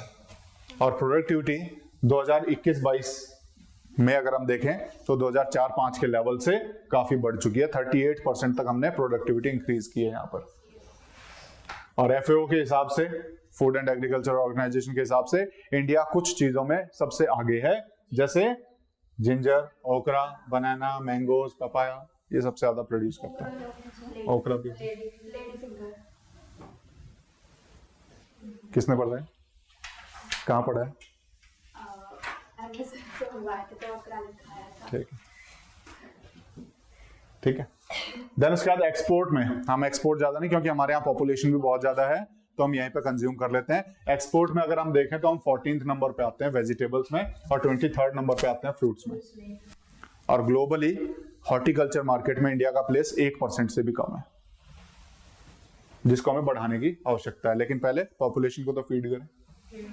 ठीक है, अब दिक्कत क्या है? हमारे यहाँ पर बहुत सारे इश्यूज हैं, जिसकी वजह से जो हम प्रोड्यूस कर रहे हैं उसका 15 से 20% वेस्ट हो जाता है। 15 से 20% हमारा वेस्ट हो जाता है, तो उसको तो बचाएं कम से कम। तो दिक्कत कहां आ रही है उसको बेच करने में? वो वेस्ट कैसे हो जाता है? सबसे पहले तो क्लाइमेट चेंज इतना है कि हमने लगाया है, लेकिन क्लाइमेट चेंज होने की वजह से जो हम एक्सपेक्ट कर रहे थे उतना प्रोड्यूस ही नहीं हो पाता। ठीक है, या फिर फ्लड वगैरह आ जाए, सूखा पड़ जाए, डिजीज हो जाए, तो उन केसेस में इनके खराब होने के चांसेस ज्यादा हो जाते हैं। वाटर के इश्यूज हैं, वाटर मैनेजमेंट। ठीक है, देन उसके बाद पोस्ट हार्वेस्ट लॉसेस भी हैं, ट्रांसपोर्टेशनल लॉसेस भी हैं, इंफ्रास्ट्रक्चरल कॉन्स्टेंट्स भी हैं। कैसे? जब प्रोड्यूस हो गया तो उसको स्टोर करने के लिए हमें कोल्ड स्टोरेज चाहिए होता है, वो है ही नहीं, वो उतनी मात्रा में अवेलेबल ही नहीं है। उनको ट्रांसपोर्ट करने के लिए भी हमें कोल्ड स्टोरेज वाले वो चाहिए, ट्रांसपोर्टेशन सिस्टम, वो अवेलेबल नहीं है। ठीक है, तो रास्ते में खराब हो जाते हैं।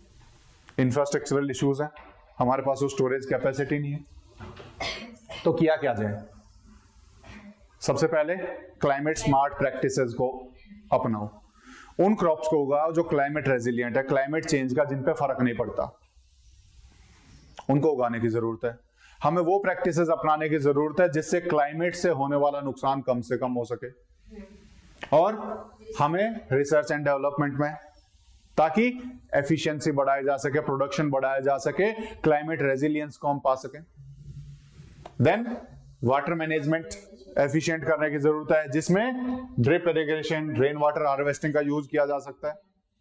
उसके बाद पेस्ट और डिजीज मैनेजमेंट के लिए साथ मिलकर के काम करने की जरूरत है, इसको भी एक अच्छे तरीके से मैनेज करने की जरूरत है। ठीक है, ताकि अर्ली डिटेक्शन हो सके, पहले ही पता लग सके, ताकि हम उसको उसी टाइम पे उपचार कर सकें। ठीक है, तो ये जरूरत है। देन उसके बाद इंफ्रास्ट्रक्चर और वैल्यू चेन डेवलपमेंट में काम करने की जरूरत है, कोल्ड स्टोरेज को बढ़ाने की जरूरत है, उनकी कैपेसिटी इंक्रीज करने की जरूरत है। फिर capacity building and knowledge transfer. ठीक है, लोकल्स के पास बहुत नॉलेज होती है कैसे उसको सेव करके रखा जाए, कम से कम वहीं से लो, है ना। या फिर ट्रेनिंग देने की जरूरत है, कैपेसिटी बिल्ड की जाए। और उसके बाद कोलैबोरेशन बिटवीन, ठीक है, यूनिवर्सिटीज, एग्रीकल्चरल एक्सटेंशन सर्विसेज, ये सारे। और लास्ट न्यूज है अभी लेटेस्ट ही, वैसे तो प्रिजनर रिफॉर्म्स में चलता रहता है बहुत सारा, हमने कल ही पढ़ा था 76% of the prisoners are under trials, पढ़ा था। उसमें अगर हम देखें तो बहुत सारे हैं वो पुअर हैं। क्यों है? क्योंकि उनके पास बेल मनी नहीं है। तो उसके लिए सरकार स्कीम लाई है। ठीक है, आई तो पहले भी है, लेकिन अभी रिसेंटली कुछ मनी एलोकेट किया गया है उन लोगों के लिए जिनके पास अपने बेल आउट के लिए मनी नहीं है। तो अराउंड 20 करोड़ एलोकेट किया है फॉर पुअर प्रिजनर्स। ठीक है, तो जब प्रिजनर से रिलेटेड लिखो तो उस टाइम में आप डाल सकते हो कि India has allocated 20 crore rupees towards bail out of poor prisoners. ठीक है, क्यों नहीं पहुंचेंगे? इसके लिए कमेटी बनाई गई है। बेसिकली एक स्कीम है फॉर पुअर प्रिजनर करके, स्कीम फॉर पुअर प्रिजनर ही नाम है उसका। ठीक है, तो उसमें क्या किया है कि कमेटी बनाई है। क्या है कि जिसके बेल आउट मनी के लिए 40,000 तक चाहिए तो वो कमेटी रिकमेंड करेगी। बेसिकली जिसने भी बेल जिसका अप्रूव किया गया कोर्ट के द्वारा, अगर 7 दिन के अंदर उसे नहीं छोड़ा जाता है तो वो अपने आप ही रिपोर्ट भेजनी होगी जेल अथॉरिटीज को, उस कमेटी को, कि इसको ऑलरेडी बेल मिली हुई है लेकिन 7 दिन हो गए हैं अभी तक इसने बेल मनी नहीं जमा कराया है। तो वो कमेटी देखेगी कि क्यों नहीं जमा कराया है, कहीं पैसे की वजह से नहीं है, तो वो पैसे अरेंज करके देगी। फिर वो पैसे वापस नहीं देंगे, वो सरकार की तरफ से, वो बेसिकली अलग अलग ऑर्गेनाइजेशन से इकट्ठा करते हैं, जैसे कई एनजीओज हैं, कई सिविल सर्विसेज सोसाइटी है, बेसिकली अलग अलग जगह से वो पैसे इकट्ठा करते हैं। ठीक है, उसमें लिमिट है, 40,000 तक है तो ये कर सकते हैं, 40,000 के ऊपर है तो बाकी आगे जाना पड़ेगा। इस टाइप से कुछ लिमिट उसमें लगाई गई है, स्कीम फॉर पुअर प्रिजनर्स। ठीक है, तो ये आज के करंट अफेयर्स थे। कोई डाउट हो तो पूछ लो। सर जो शुगर केन था वो एमएसपी पे भी तो था ही, 23 थी क्रॉप्स, तो फिर ये एफआरपी। हाँ, वो एमएसपी में तो डिक्लेयर होता है, लेकिन उस एमएसपी में एमएसपी नहीं बोलते हैं, उसमें एफआरपी बोल देते हैं। अच्छा, वहाँ पे उसका नाम चेंज है। हाँ, जो सीसीईए डिक्लेयर करती है ना, वो एफआरपी डिक्लेयर करती है। सीएसीपी तो एमएसपी ही बताती है, उसे रिकमेंड करती है कि इसका इतना मिनिमम सपोर्ट प्राइस होना चाहिए। लेकिन जब सीसीईए को डिक्लेयर करना होता है वो एफआरपी डिक्लेयर करती है, वो उसको एमएसपी की कैटेगरी में नहीं, एफआरपी की कैटेगरी में डिक्लेयर करती है। ठीक है, करें आज की क्लास और? ठीक, चलो।